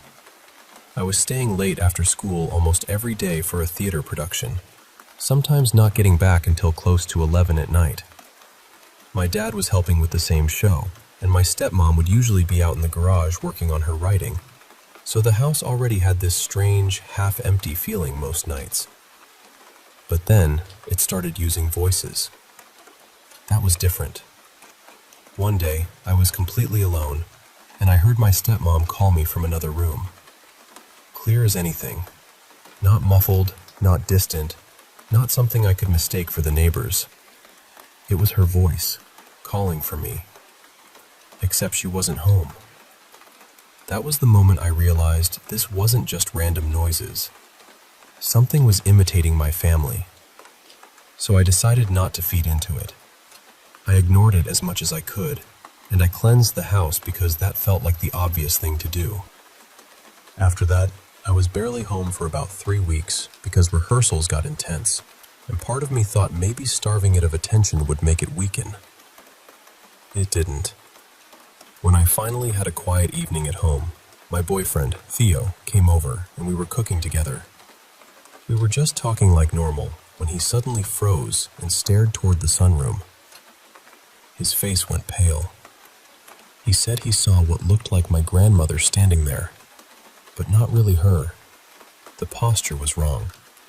Too stiff, too straight, and the face looked warped somehow, like it was trying to arrange itself into someone familiar, but didn't fully understand how. A few seconds later, my real grandmother came back inside from her smoke break. So whatever he saw, it wasn't her. After that, I couldn't pretend it was nothing anymore. For about a week, things stayed quiet. Then one night, I was home alone again, and I heard scratching at my bedroom door. Slow, deliberate scratching. I knew nobody was there. I tried ignoring it, but it kept going. Eventually, I got up and hit the door hard with my palm, just to make it stop. And it did. After that, I didn't hear much from it for nearly a month. Then last night happened.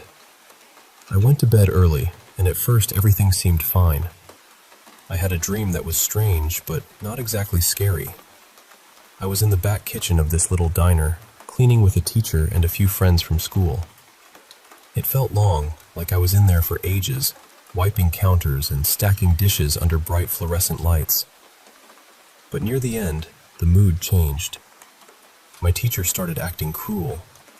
Not just annoyed, but genuinely furious, like something had slipped behind her face and was using her anger as a mask. Then suddenly I was running home with my friends, completely out of breath. And then I woke up. The dream itself wasn't the worst thing. What scared me was how I felt when I opened my eyes. I had this awful, heavy feeling in my body. I recognized it, but it took me a while to place it. It was the exact feeling I've had after the worst nightmares of my life. Not normal bad dreams, but the kind that stay in your head for years and make your stomach turn when you remember them. I've only had a couple like that. But this time, I hadn't actually had the nightmare yet. It felt like one was waiting for me, like if I closed my eyes for even a second, I would drop straight into it. And then I felt the mimic behind me. I didn't hear it. I didn't see it. But I knew it was there. Somehow that was worse. I stayed completely still and tried to ignore it. But every time I closed my eyes, I saw flashes of faces. Distorted ones. Too close. Too stretched out. I saw animals that looked almost real, except their proportions were wrong in this cartoonish, human way that made my skin crawl. At one point, I swear I felt something in my lap. When I looked down, or thought I did, there was this dog there with bare skin instead of fur, and a nose that was way too large for its face. I've never hallucinated before, not once. That's what scared me most. Last night made me realize ignoring this thing isn't making it leave. Cleansing the house didn't seem to remove it either. Every time I act like it isn't there, it feels like it gets bolder, stronger, more comfortable. And now it feels like it's not just trying to copy voices anymore. It feels like it's trying to get inside my head.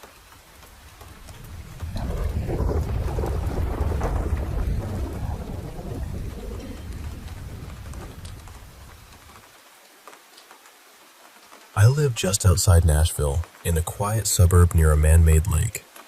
It's not the kind of place where you expect anything strange to happen. Everything feels pretty ordinary out here. Peaceful even. So when this started, I honestly didn't know what to make of it. My apartment complex is small, but we have a decent-sized backyard behind the building. Past that, there's a storage facility, and my balcony overlooks most of it. I've lived in my second-floor apartment for almost 3 years, and for the longest time, nothing unusual ever happened. Then, about 6 months ago, things changed.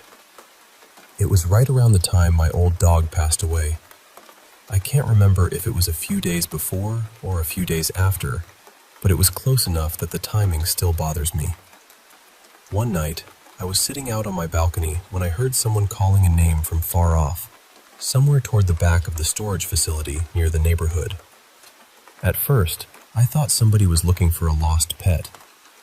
The voice had that kind of drawn-out, searching sound to it.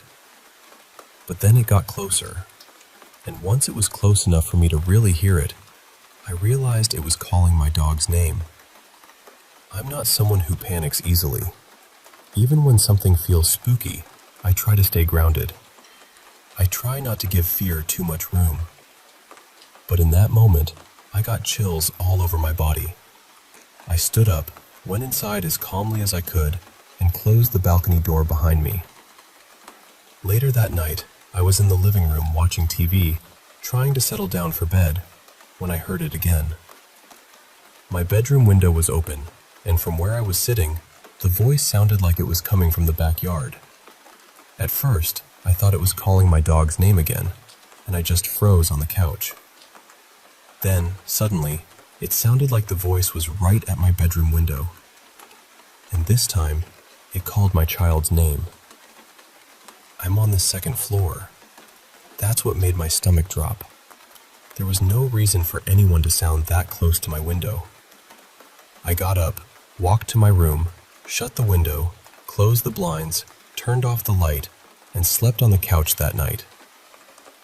A couple of months later, I was back out on the balcony during the day. I was talking to a guy I had been seeing at the time, sending voice notes back and forth. My neighbor was outside at the far end of the yard with her dog, Daisy. The conversation somehow turned to the paranormal, and he asked me if I'd ever experienced anything strange. I said, "Actually, yes, something happened pretty recently." And as I started telling him the story, I heard a voice from somewhere in the middle of the storage facility. At first, I ignored it, but then it sounded closer, like it had moved toward the property line near my side of the yard. And clear as day, I heard it call, "Daisy." That was my neighbor's dog's name. It was on the voice note. The microphone didn't catch it perfectly, but you can hear enough. You can hear the voice, and then you can hear me react and say something like, "There it is. It's calling my neighbor's dog. Can you hear that?" In the next recording, I stayed quiet for a bit, waiting to see if it would happen again. Nothing happened while I was silent, but the second I started talking again, you could faintly hear it in the background. Daisy. So that was my proof. At least I knew I wasn't imagining it. Still, I tried not to feed into it. I felt protected. I prayed. I set boundaries. I told myself that whatever was on that land, it didn't have permission to bother me or come near my home. And for a while, I just went on with my life. But last night was different. I was sitting on my balcony, relaxing, just about ready to go inside, when I heard a beagle barking somewhere in the neighborhood. Then I heard a woman's voice call out. I figured someone was calling their dog, because the barking stopped right after that. Then the voice called again, and again. By the third time, I realized it was getting closer. It was coming from the direction of the storage facility. As soon as I understood that, my heart sank. Then the voice called again, louder this time. It was calling my name. I froze. For a second, I tried to convince myself I had misheard it. I thought, no, surely that wasn't my name. Then it called again. It was definitely my name. The voice sounded like a normal woman's voice, but the feeling behind it was wrong. The tone was cold, almost mocking. There was something underneath it that felt cruel. Every hair on my arms stood up, my whole body filled with dread. And in that moment, I knew this wasn't just strange anymore. It felt real, and it did not feel good. I couldn't even pretend to stay calm. I got up, rushed inside, slammed the balcony door, turned off the lights, and called my best friend. I stayed on the phone with her for nearly 2 hours. We prayed. I sprinkled salt near the doors and windows. I said out loud that nothing was welcome in my home, nothing had permission to enter, and nothing was allowed to attach itself to me or my family. For a while, I could still feel it, that heavy presence, that awful pressure. But eventually, it faded. I did manage to sleep, but even now, every time I think about that voice saying my name, I get goosebumps. I'm just grateful I'm moving in a month.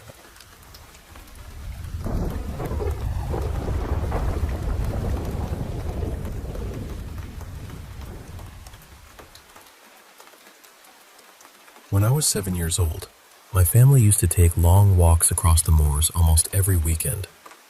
I grew up near Saddleworth Moor, so even as a child, I knew that place had a dark history. I was born in 1993, so this would have been around the year 2000. Back then, I hadn't really had anything paranormal happen to me, but I was always drawn to spooky things. Horror, gothic stories, ghosts, anything strange or eerie. I also used to have dreams that felt like they came true later. Little moments, conversations, actions. Then when they happened in real life, I'd get this awful déjà vu. Around that same time, I was also having sleep paralysis almost every night, though thankfully that stopped when I got older.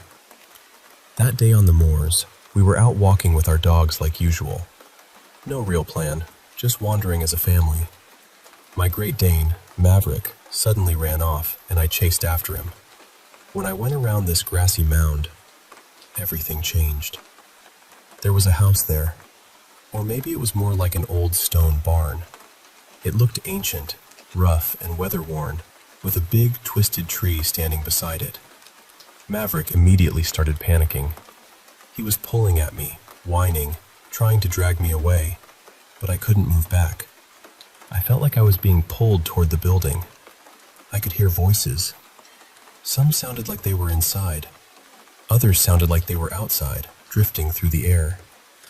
When I reached the barn door, everything stopped. The wind, the birds, all of it.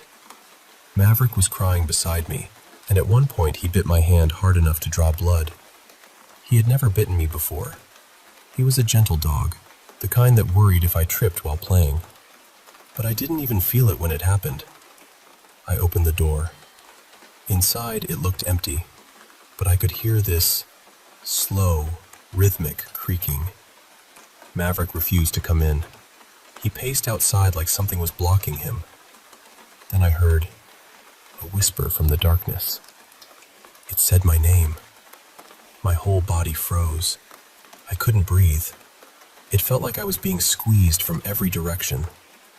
The voice told me to turn around, and even though I didn't want to, I did. At first, there was nothing there, just darkness and that creaking sound. Then something gently lifted my chin, like a hand under my jaw, and I saw them. Women hanging from the beams.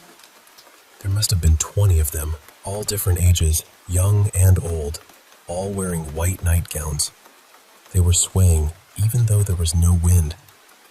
Then the voices started again, but this time, they were inside my head. Some were screaming for help. Some said, "Join us." Others said, "You did this to us." Then whatever was holding me let go. I fell backward and hit the floor. I could breathe again. I ran for the door, but just as I reached it, a deeper voice spoke behind me. It said, "I'll see you soon, child." I ran as fast as I could, with Maverick right beside me. When I came around the mound again, I ran straight into my parents. Only now there were other people there too. Walkers, dogs, police officers. My dad grabbed me and just held on to me. He kept asking where I'd been, why I hadn't answered, why I hadn't come back. I was so confused because to me, only a few minutes had passed. But the sky was darker. It was almost evening. My dad told me I'd been missing for hours. I said I'd been at the house with the big tree. Everyone looked confused because there was no house there. There never had been. I've checked records since then, old maps, even library archives. Nothing. No house, no barn, no plans to build one. A few police officers went to look, but they came back saying there was nothing there. Then my dad noticed my hand was bleeding, and we went to the hospital. After that, nothing dramatic happened for a while. No hauntings, no voices. But I kept dreaming about the house, and I always had this feeling that I wasn't alone. Not exactly in danger, but not safe either. 2 years later, something happened at home. At the time, it was me, my mom, my dad, and my older sister. My sister and I had a terrible relationship. She hated me from when I was little, and as we got older, it became more than name-calling. She could be cruel and sometimes violent. My parents worked long hours, so they didn't always know how bad it was. One day, my sister told me she could hear a hurt cat in the attic. I loved animals, especially cats, and she knew I'd go looking. The attic could only be opened from the outside with pull-down stairs. I went up, and she promised she'd hold the stairs in place. There was a light cord near the entrance, but when I pulled it, nothing happened. I could still see a little from the hallway light, so I crawled forward, calling for the cat. Then the attic door slammed shut. My sister laughed from below and told me to have fun with the spiders. I screamed. I cried. I begged her to let me out. She didn't. After a while, I felt it again. The thing from the barn.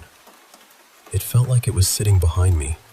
Close, but not touching. I curled up on the floor, terrified, and then I felt a hand stroking my hair. It was warm, not cold, not ghostly. It felt real. It didn't speak. It just stayed there with me, gently stroking my hair until my mom came home hours later and got me out. Nobody believed me about what had happened.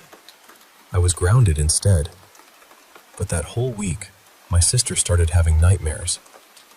Every night, she screamed that something was pulling her out of bed. No one knew why it was only happening to her. But I knew. I felt like it was protecting me. After that, the presence stayed. I never saw a face. It was more like a shadow or a feeling. I started talking to it. I didn't have many friends, and in a strange way, it became comforting. It listened. It was just there. Years later, when I was in high school, my mom and I moved to the Netherlands. My home life was still difficult, but by then it was just the two of us. One day, there was a school charity event with stalls, crafts, raffles, and little spiritual booths. One of them offered aura photography. I was very into witchy, gothic, afterlife things, so of course I wanted to try it. The woman running the booth was older, Chinese, and very kind. She took my picture, but as soon as she saw it, her expression changed. She brought me to a quieter area and showed me the photo. One side of the image was full of red, purple, and a little yellow. The other side was black, completely black. And in that blackness, there was the shape of a person with a hand on my right shoulder. She asked if I knew what it was. I told her everything. She said it wasn't trying to hurt me, but it was using me. She said it wanted to hurt others through me, like I was a doorway or a battery. It was helping me bottle up everything I felt, every hurt, every fear, every bit of anger. And one day, when I couldn't hold it anymore, it would release itself and move on. I was numb. I thanked her and left. As I was walking away, a younger woman came over and asked if I wanted a reading.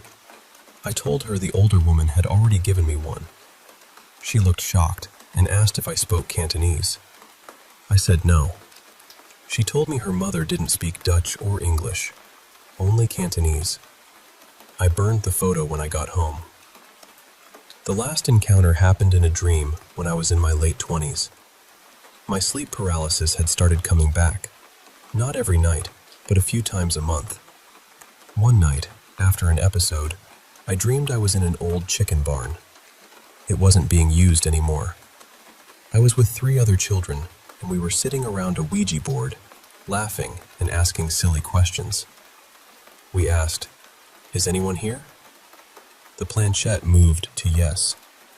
We asked, "What's your name?" It spelled Sarah. Then we asked, "Why are you here?" It spelled danger. We asked, "Who's in danger?" It answered, "You." Then it started spelling one word over and over. Run, run, run. Even when we let go, it kept moving. We all ran. Behind us, the light bulbs exploded one by one. We got to the house, and my mom came outside furious, yelling because she had told us never to mess with a Ouija board. There was banging coming from inside the barn, like something was tearing it apart.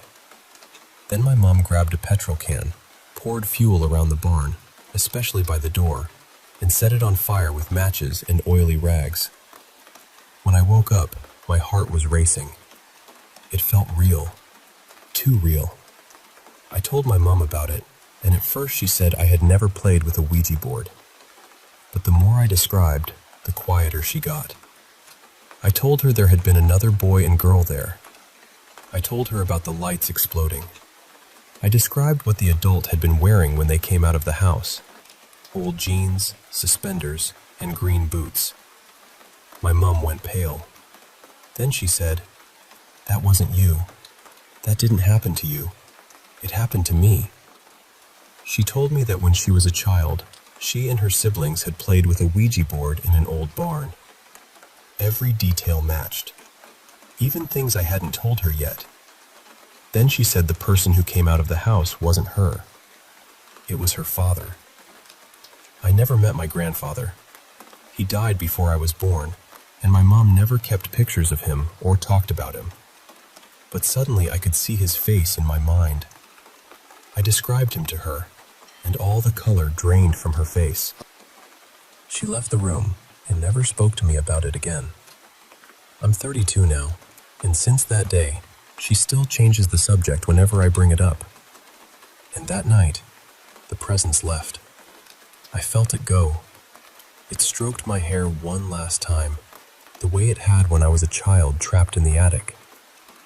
Then it was gone.